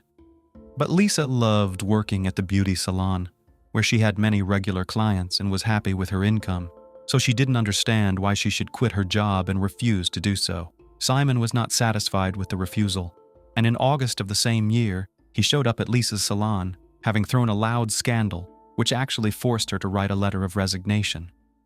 Lisa Hardam was shocked by his behavior, but Gitami assured that it would be better, and in general, she can no longer work, because his income will allow them both to live comfortably, nothing to deny themselves.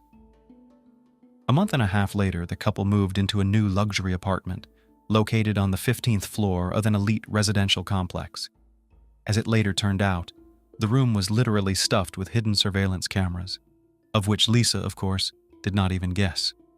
Simon gave his beloved an expensive smartphone and laptop, pre-installed on them spyware that allowed him to track all her messages, emails, as well as listen to calls and see all of Lisa's movements. In addition, Simon gained access to her social media accounts and began to discreetly clean lists of friends, delete posts and photos at his discretion, as well as read personal correspondence. Total control. Itami's control over Lisa increased day by day, but as an experienced manipulator, he made it look as if his girlfriend wanted to do as he told her. Itami had invaded literally every aspect of her life, leaving no hint of privacy. He forbade Lisa to use cosmetics, claiming that she does too bright makeup, which makes her look vulgar. He also bought her clothes and unsightly clothes in gray and black colors, and all her outfits simply threw away, arguing that they were too revealing, and men would stare at her. From the apartment, Lisa went out only accompanied by her lover. They visited together only those places that he himself chose. Simon even forbade her to visit the gym. Instead, He bought several expensive exercise machines, saying that now she could train at home. Lisa's social media friend lists were dwindling by the day, and eventually Ditani convinced her to delete the accounts. Lisa also had no friends left in real life, and all her contacts and calls were closely monitored. Simon only allowed her to communicate with her mother and brother. Last trip home. In December 2010, Lisa decided to fly to Canada to celebrate Christmas with her family.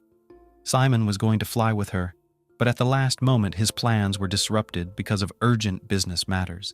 He didn't plan to let his friend go alone, but she literally begged him, because she hadn't seen her mom and brother for over a year. In the end, he agreed, but set strict conditions and rules, which she had to strictly follow. Jason and Joanna were shocked at the changes that had happened to Lisa over the past year. She was nothing like the bright and cheerful beauty she had been before. She had literally become her own shadow. There was not a drop of makeup on her face. Her luxurious hair was pulled into a ponytail and hidden under a headdress. Her clothes were baggy, unattractive, and completely black. But it wasn't even the outward changes that were the most frightening. Lisa flinched every time the phone rang and instantly grabbed the receiver. It was one of Simon's conditions. She had to answer immediately, at any time of day, no matter what she was doing at that moment. Lisa stayed at her mother's house all the time, refused to see her friends, and hardly ever went out. Joanna was alarmed and frightened by this behavior of her daughter, and she decided to have a heart-to-heart talk with her. Then Lisa burst into tears and admitted that Simon always knows where she is, with whom she communicates, and what she talks about on the phone. Lisa also revealed that Simon doesn't allow her to work, see her friends, go to the gym, or have any hobbies. In fact, she had no friends left at all. Her mother was shocked. She began to persuade her daughter to stay in Canada, because in Australia she has nothing to keep her. But Lisa said that she loved Simon and did not want to break off the relationship with him. Lisa was sure that this is just a transitional period in their relationship because they have been together for less than a year, and soon he will calm down and loosen his grip. She also added that her lover cares about her and wishes her only good. Despite pleas from her family to stay and attempts to convince Lisa that their relationship was unhealthy, she decided to move back to Australia to stay with Gitney. Lisa reassured her mother, saying that there was nothing to worry about and that Simon loved her and would not hurt her. Prisoner. After Lisa returned, the situation only got worse. Simon forbade her to leave the apartment, and if they went out together, she had to look only at her feet so as not to meet the eyes of other men. Moreover, Simon began to call Lisa by her second name, Cecilia, because it seemed more decent to him. In the spring of 2011, Lisa began to complain of pain in her leg. It was an old injury received in his youth during ballet classes. But instead of taking her to the hospital, Gitani hired a female physical therapist who came to their home 3 times a week to give her massages.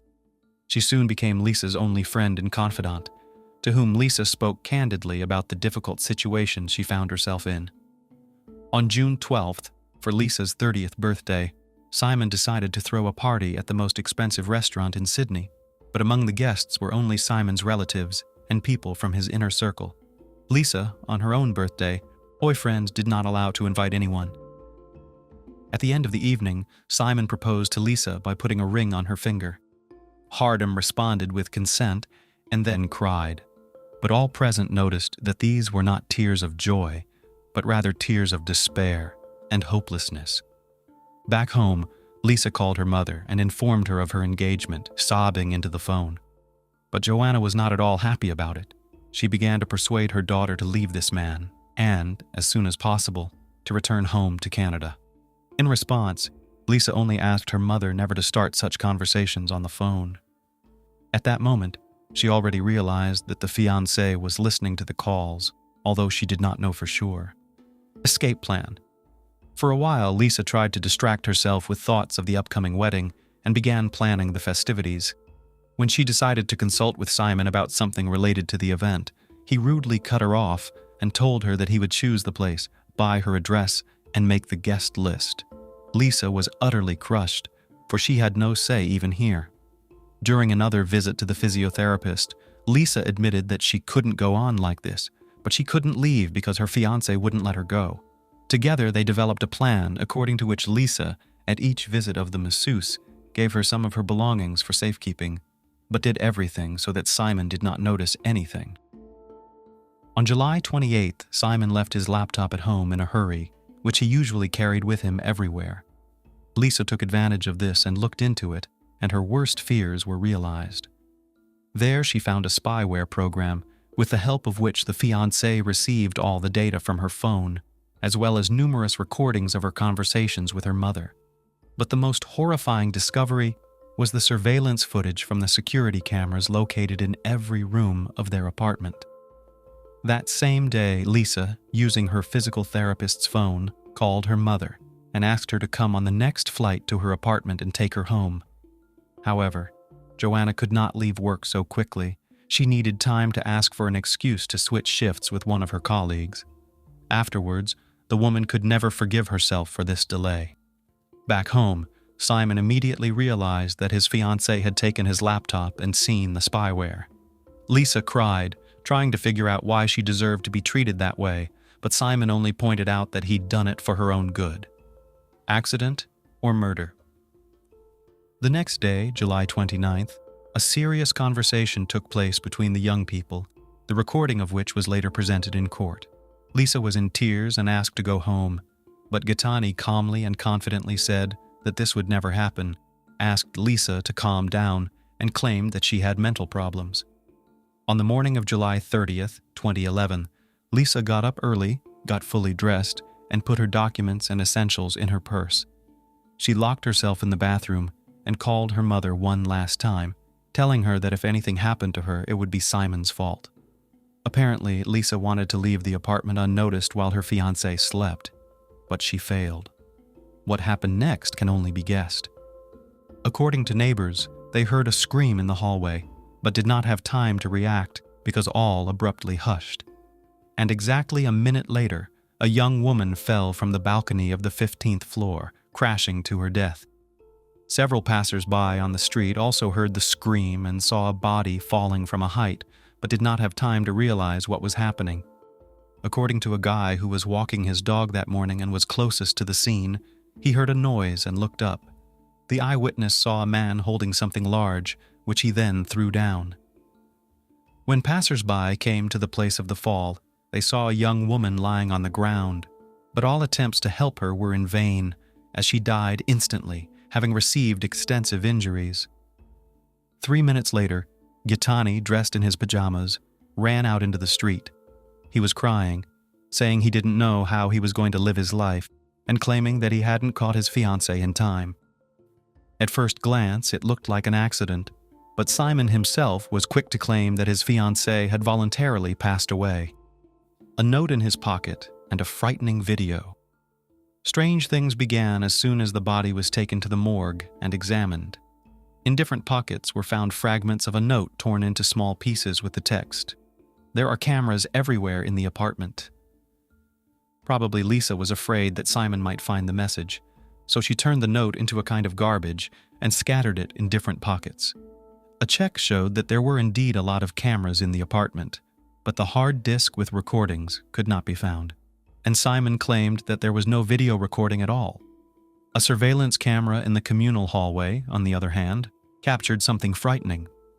The short clip shows Lisa running out of the apartment and calling for help, but her fiancé grabs her from behind, covers her mouth, and drags her back in. This happened a minute before she fell off the balcony, and it was this scream that the neighbors heard. And Gaetani's laptop was found to contain a recording of a conversation he and Lisa had the night before the tragedy, as well as spyware that Simon used to spy on his fiancée. According to Simon, he and Lisa had an argument that morning, and she became hysterical. She ran out into the hallway screaming, but he brought her back because he didn't want to put on a show for the neighbors. In the apartment, he picked up the phone to call her mother, but Lisa ran out to the balcony at that moment and threw herself down, and he ran after her but did not catch her in time. He claimed that she had threatened to take her own life before, but he didn't take her words seriously. But Gaetani attributed the spy program to his concern for his fiancée's safety. Trial and sentencing. In the course of the trial, Simon was accompanied by already a new pasta, 22-year-old model Rachel Louise, who was just incredibly similar to his dead fiancée. However, later it was said that the girl just wanted to become famous at the expense of this high-profile case, and therefore willingly talked to the press and appeared on television, saying that Gattani would never raise his hand on a woman.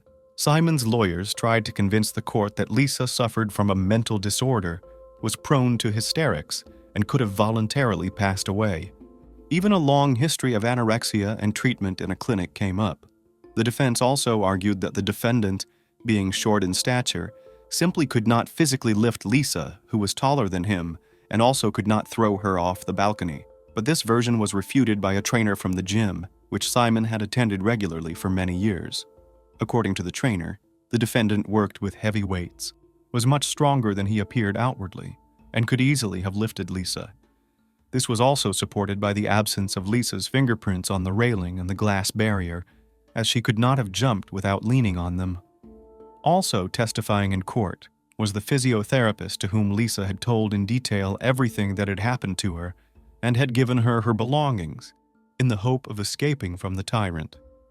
It was her testimony that was decisive.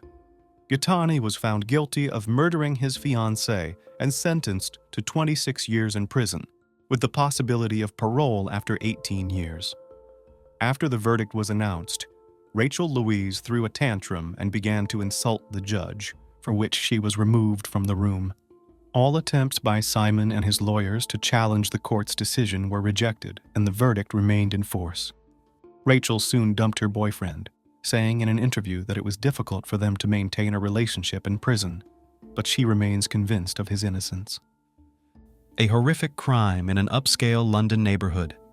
Compulsive thoughts are a mental disorder characterized by the occurrence of ideas and actions that occur against a person's will and from which they cannot free themselves. In some severe cases, these thoughts can literally take over the mind, and when combined with a complex manipulative nature, innate cruelty, and a manic desire for dominance, it creates a time bomb. British Sabrina Quieter had every chance of achieving the fabulous, rich, and carefree life she dreamed of from an early age, but it was never enough for her. No partner was good enough for her, and she constantly felt like she was born for fame, attention, and luxury. Her unrealized ambitions and obsessive fantasies eventually escalated into delusions with bouts of violence. Unfortunately, Sabrina found a defenseless man on whom she vented all her anger. This case became one of the most heinous and high-profile in British history. An innocent girl who cared for her children became the victim of a deranged sadist. Sabrina Quieter. Early years. Sabrina Quieter, born on December 5, 1982, in a London suburb, had a distinctive blend of French and Algerian heritage from her parents. This unique mix likely contributed to her striking appearance and fiery temperament. The eldest of 4 children, Sabrina was the darling of her family, constantly praised and set as a model for others. At the age of 2, her family emigrated to France, settling in Paris, where she spent most of her childhood and youth. Sabrina's complex character began to manifest in her school years. Her former classmates later recalled that she was arrogant, domineering, self-absorbed, and extremely selfish. She had few friends, either at school or among her neighborhood peers, considering everyone around her unworthy of her time. To other bright, outgoing girls, she was particularly hostile, viewing them as competitors and enemies. With her stunning looks, a striking brunette with brown eyes and an impressive figure, Sabrina could have pursued a career in modeling if she had the ability to connect with others rather than just seeking to manipulate them. As a child, she was active in sports and showed some interest in music during her youth, but her inconsistency, impatience for quick results, and lack of effort hindered her success in any field. Years later, Sabrina claimed she experienced harsh treatment from her maternal relatives in France during her early years. However, these claims were never substantiated or proven. Contrarily, her family insisted that she was indulged and always sought attention. As a teenager, while active in sports, Sabrina suffered a back injury, leading to a dependence on prescription painkillers. She tried to obtain these drugs illegally, leading to her arrest and a police warning. Sabrina was always intensely focused on herself and her appearance, craving constant attention. She had no doubt that her future held a wealthy, glamorous life filled with celebrity interactions and her own stardom. Sometimes it seemed her fantasies clouded her reality as she believed her rightful place was in Hollywood. Sabrina graduated from the Sorbonne with a degree in English and French literature. However, since 2006, she claimed various fashion industry professions such as stylist, makeup artist, fashion designer, or designer, though she lacked real expertise in these areas. Complex relationship with Wissem Medouni, Sabrina Queeder, known for her stunning looks, had a penchant for captivating men and exploiting their affection, but she never saw any of her suitors as worthy of a serious relationship. She was literally waiting for a prince who would completely obey her. After finishing school, Sabrina was still unclear about her life goals, feeling entitled to everything without effort. Nevertheless, she enrolled at the prestigious Sorbonne University and simultaneously worked at a sweet shop for financial support. It was there, at the age of 18, that she met Wissem Medouni. Medouni, 6 years her senior, was a manager at a major French company's head office and studied at one of Paris's most prestigious universities. He aspired to a master's degree for career advancement. Despite not being particularly handsome, part of elite clubs, or in the celebrity circle, he fell deeply in love with Sabrina and was willing to fulfill all her whims and fancies. Sabrina, too, found Medouni appealing, seeing him as someone she could manipulate yet also as a ticket to a wealthy life. He was ambitious and capable of great career success and was ready to pamper and spoil her. The couple began dating in 2000 and within a few months decided to move in together. Sabrina quickly revealed her true nature, striving to control Medouni in every aspect. If her demands were not met, she resorted to tantrums, manipulations, and even physical violence.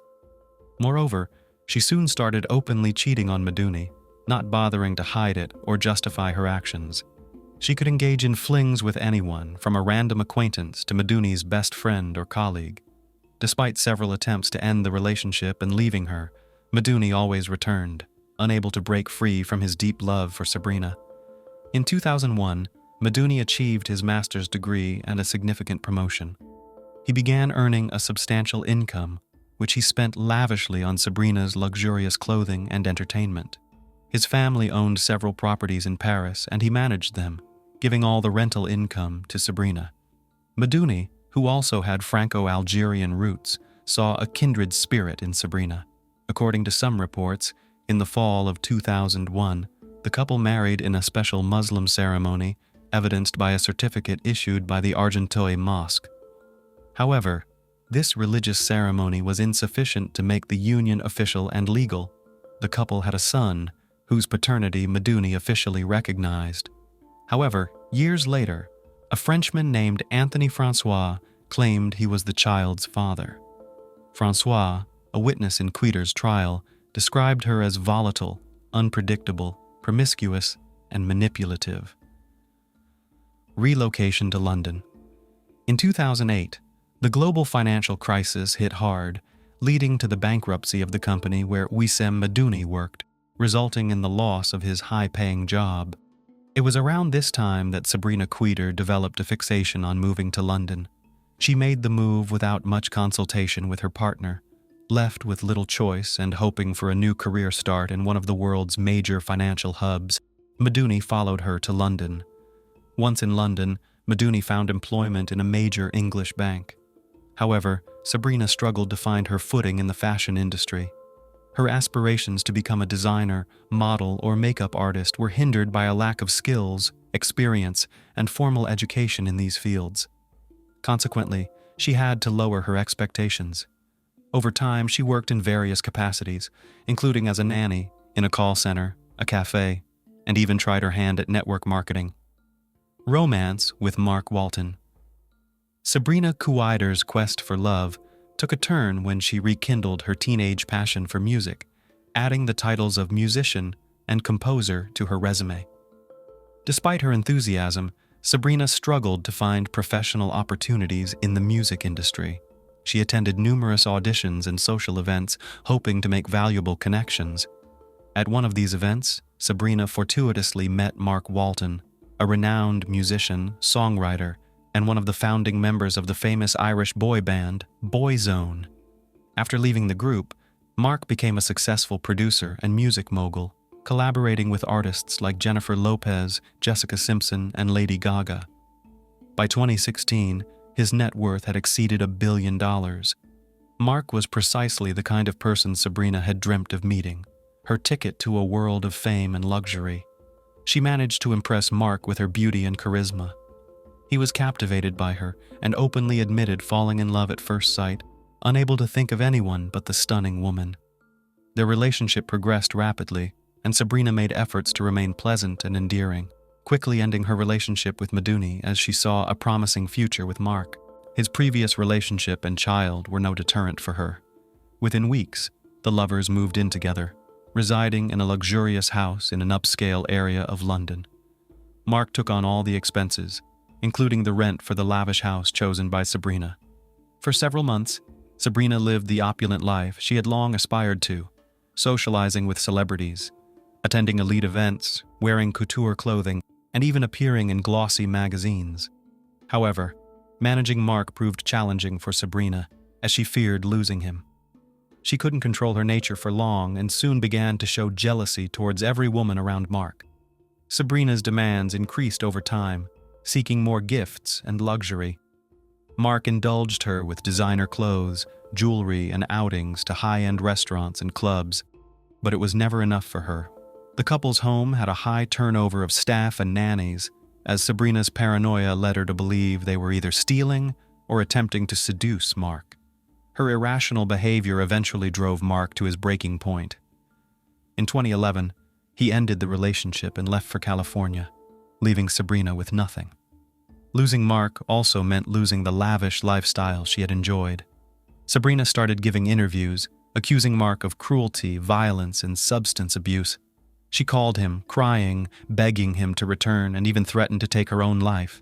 But none of these tactics brought him back. Who is the father of the second child? After realizing she had lost Mark Walton, Sabrina Kuiter reached out to her ex-partner, Wissem Meduni. Meduni, whose career was flourishing as a bank executive, immediately forgave and accepted her back, still harboring feelings for her. They resumed living together. Shortly after reuniting with Meduni, Sabrina discovered she was pregnant. She quickly informed Walton, who, through his lawyers, expressed willingness to provide for the child and Sabrina, offering a monthly allowance. However, Walton insisted on a paternity test post-delivery to confirm his fatherhood. Sabrina's refusal to undergo the test, which could have secured her substantial regular payments, hinted at her uncertainty about the child's paternity. Instead of agreeing to the test, she demanded Walton double the proposed allowance. Upon his refusal, she declared war on the musician. Sabrina took to social media, spreading false claims that Walton was obsessed with her, insanely jealous of Meduni, and was physically threatening them. She accused Walton of breaking into their home, assaulting Meduni, scaring the children, and sexually assaulting her in unnatural ways.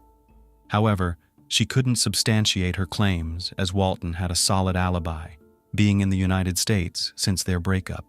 After Walton filed a defamation lawsuit and the police threatened action against her, Sabrina temporarily ceased her accusations against the ex-boyfriend. She settled in Wimbledon, southwest London, with Meduni and their 2 children, leading a seemingly quiet life as the conflict appeared to be resolved. French nanny Sabrina Kuiter, unaccustomed to managing household chores and finding it challenging to handle 2 children, decided to hire a nanny who could also assist with housework. She posted a job advertisement online and personally conducted interviews. Most candidates did not meet her expectations, and those who did not stay long in her household. A young French woman named Sophie Lyonnais responded to the advertisement. At the time, 19-year-old Sophie was in her provincial hometown in France, so the interview was conducted via video call. This modest, unassuming provincial agreed to all terms: childcare, household help, and cooking for a symbolic weekly pay of £50, including full board and lodging with the employer. Sophie was born on January 7, 1996, in the small town of Troyes, situated between Auxerre and Sens. Her parents, Catherine and Patrick Lyonnais, were simple workers. leading a modest, if not poor, lifestyle. After finishing school, Sophie obtained a diploma in childcare but did not wish to work in her province, aspiring instead to move to a big city. Known for being shy, quiet, and plain in appearance, but very kind and open-hearted, Sophie was loved by those who knew her. Due to poor vision, she wore glasses, which she was somewhat self-conscious about. During their conversation, Coder realized that Sophie, the plain Jane, would be an ideal target for her manipulations. Moreover, Sophie was eager to gain experience and good references, thus willing to work for minimal wages. To Sophie, Sabrina seemed like a serious and reliable employer, a fact she shared with her parents before departing for London. As kind employers turned into sophisticated sadists. Initially, things seemed to go well for Sophie Leonette, who naively believed that working for the Queders would be an excellent start to her nanny career. She quickly bonded with the children, managed household chores as per her contract, and had enough time and resources to improve her English and explore city attractions. This peaceful period lasted several months and all seemed well. Problems began when Maduni lost his job, and the family's only stable income became the monthly child support payments from Walton. Sabrina again demanded increased payments from Walton, who in turn requested a DNA test to confirm his paternity. The family faced serious financial issues, struggling with expensive rent and basic living expenses. Sabrina, unwilling to cut back on her luxuries and desperate to maintain her socialite lifestyle, became irritable and aggressive, often taking out her anger on the young nanny.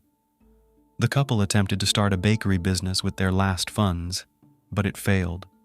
Sabrina then turned to Walton, asking for a substantial amount of money to launch her clothing line, only to be met with a categorical refusal, leading to tears and complaints about poverty. Sabrina frequently complained to Lionette about her ex-lover, and the nanny tried to console her employer. What happened next varies depending on the source. According to one version, Huiter conceived a plan to use Sophie as a weapon for blackmailing Walton. She intended to portray Sophie as Walton's accomplice and lover, supposedly planted in their home to disrupt their lives and endanger the children.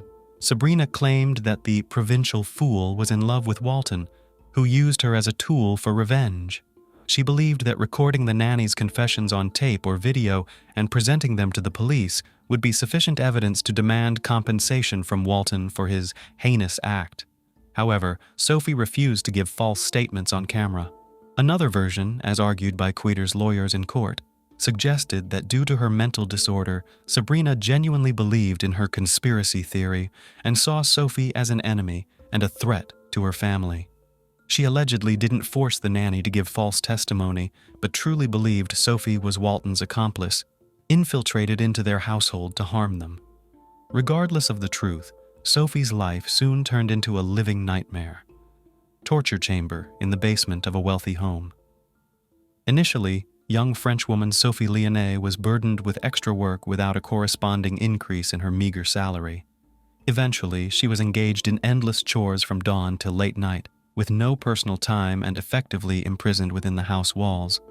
Sophie's pay was soon halted entirely, and to prevent her escape or return to France, her employers confiscated her passport, making her a captive. Her communication with family was strictly monitored. The situation worsened. Sophie was barely fed and constantly pressured to give false statements against Walton, whom she had never met or known. She was communicated with solely through screams, insults, and threats. Accused of stealing money and valuables, she was threatened with imprisonment if she failed to comply with their demands against the musician. When screaming and blackmail proved ineffective, the Queders resorted to more brutal and sophisticated methods. Sophie was effectively relocated to a cold basement, where she spent all her time when not working. Fed scantily once or twice a day, she became emaciated and weak. However, the cold and hunger were not the worst she endured. Physical abuse became the most torturous stage.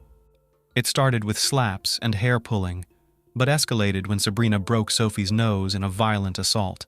The sight of blood seemingly unleashed Sabrina's fury, turning beatings into a daily ordeal for Sophie. Each day brought new methods of cruelty designed to inflict unbearable pain and suffering. The basement of this wealthy house in an affluent London area turned into a real torture chamber for Lionette, with no hope of rescue. Strange visit to the police station. In late summer 2017, Sabrina Corder brought the unfortunate Sophie Lionette to a police station, claiming that Sophie was ready to testify against Mark Walton, with whom she allegedly had a romantic and criminal relationship, and who had supposedly sent her to their house to abuse the children. However, Sophie remained silent, refusing to say what Sabrina demanded. The police decided to speak with Sophie privately and took her to a separate room. Sabrina was furious, fearing that Sophie would reveal the horrors happening at their home and implicate her and her husband. Mysteriously, Sophie chose not to disclose anything or seek help. The police's response was also peculiar. Despite seeing a malnourished, frightened, and weakened young woman, they did not call a doctor or a psychologist to ensure her well-being and safety. At that point, the 21-year-old nanny weighed less than 40 kilograms, had partially lost her hair, was missing a front tooth, and was noticeably limping. Yet none of this raised any concern with the officers, who simply let everyone go home. Disturbing phone call and a funeral pyre. In mid-September, Sophie Lionette made her final call to her mother. Sobbing, Sophie confessed to her mother that she wanted to return home but had no money. Catherine, without delving into details, simply told her daughter that she would buy her a ticket and ask her to pack her bags immediately. This was the last time she would hear Sophie's voice. A few days later, on September 20th, 2017, in the evening, the Queeters' neighbors called the police. They were alarmed by a fire in the yard, not so much by the fire itself, but by the nauseating, sweetly greasy smell emanating from it. A neighbor said he immediately realized it smelled like burning flesh and hair, along with something unidentifiable, and the thick smoke that stretched half a block instantly impregnated clothes and skin with this stench. Firefighters and a police car arrived at the scene. The house owners, appearing calm and seemingly unaware of the reason for the emergency services visit, met them. After extinguishing the fire, what looked like a charred human hand was discovered in the ashes. The couple was immediately taken into custody, and severely burnt human remains were extracted from the fire. The gender and age of the deceased were indeterminable, but soon the body was identified as Sophie Lionette's, recognized by the melted metal frame of the glasses embedded in the skull, which Sophie always wore. Cause of death. Determining the cause of Sophie Lionette's death was challenging, as her body was almost entirely destroyed by fire.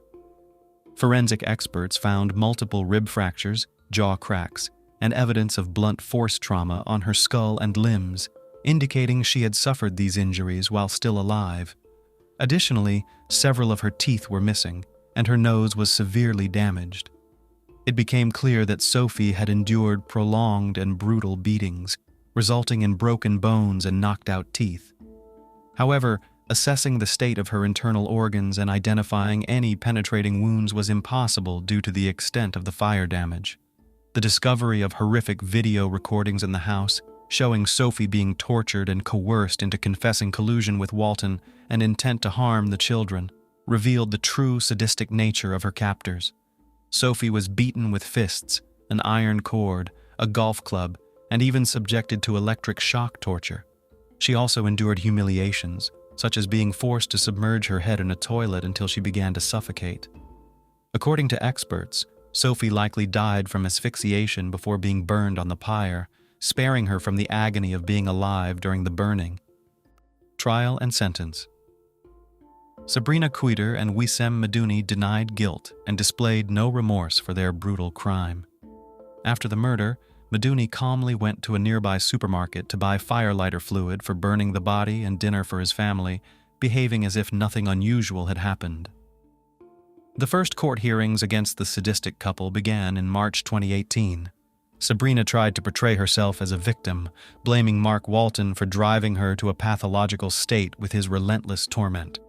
Medical examinations confirmed Sabrina had mental disorders but was not insane and could comprehend her actions. Wissem, physically healthy, was psychologically dependent on Sabrina, dominated and blindly obedient to her. A former lover of Sabrina, testifying in court, described her as a cunning manipulator, not a madwoman, as she calculated her moves too shrewdly. Another witness stated she always fabricated enemies, but did so rationally, with selfish motives. On June 26, 2018, the court found the couple guilty of torturing, humiliating, and murdering their nanny under aggravating circumstances. They were sentenced to life imprisonment, eligible for parole only after 30 years. Neither admitted guilt, continuously appealing to mitigate their sentences. Sabrina attempted to feign insanity, hoping to move from prison to a hospital, but was unsuccessful. Mark Walton, present at the trial, expressed guilt over his ex-lover's actions, as she committed these atrocities to gain his attention and financial compensation. He offered his deepest condolences to the victim's parents and voluntarily issued a substantial check to support the grief-stricken family who lost their beloved daughter.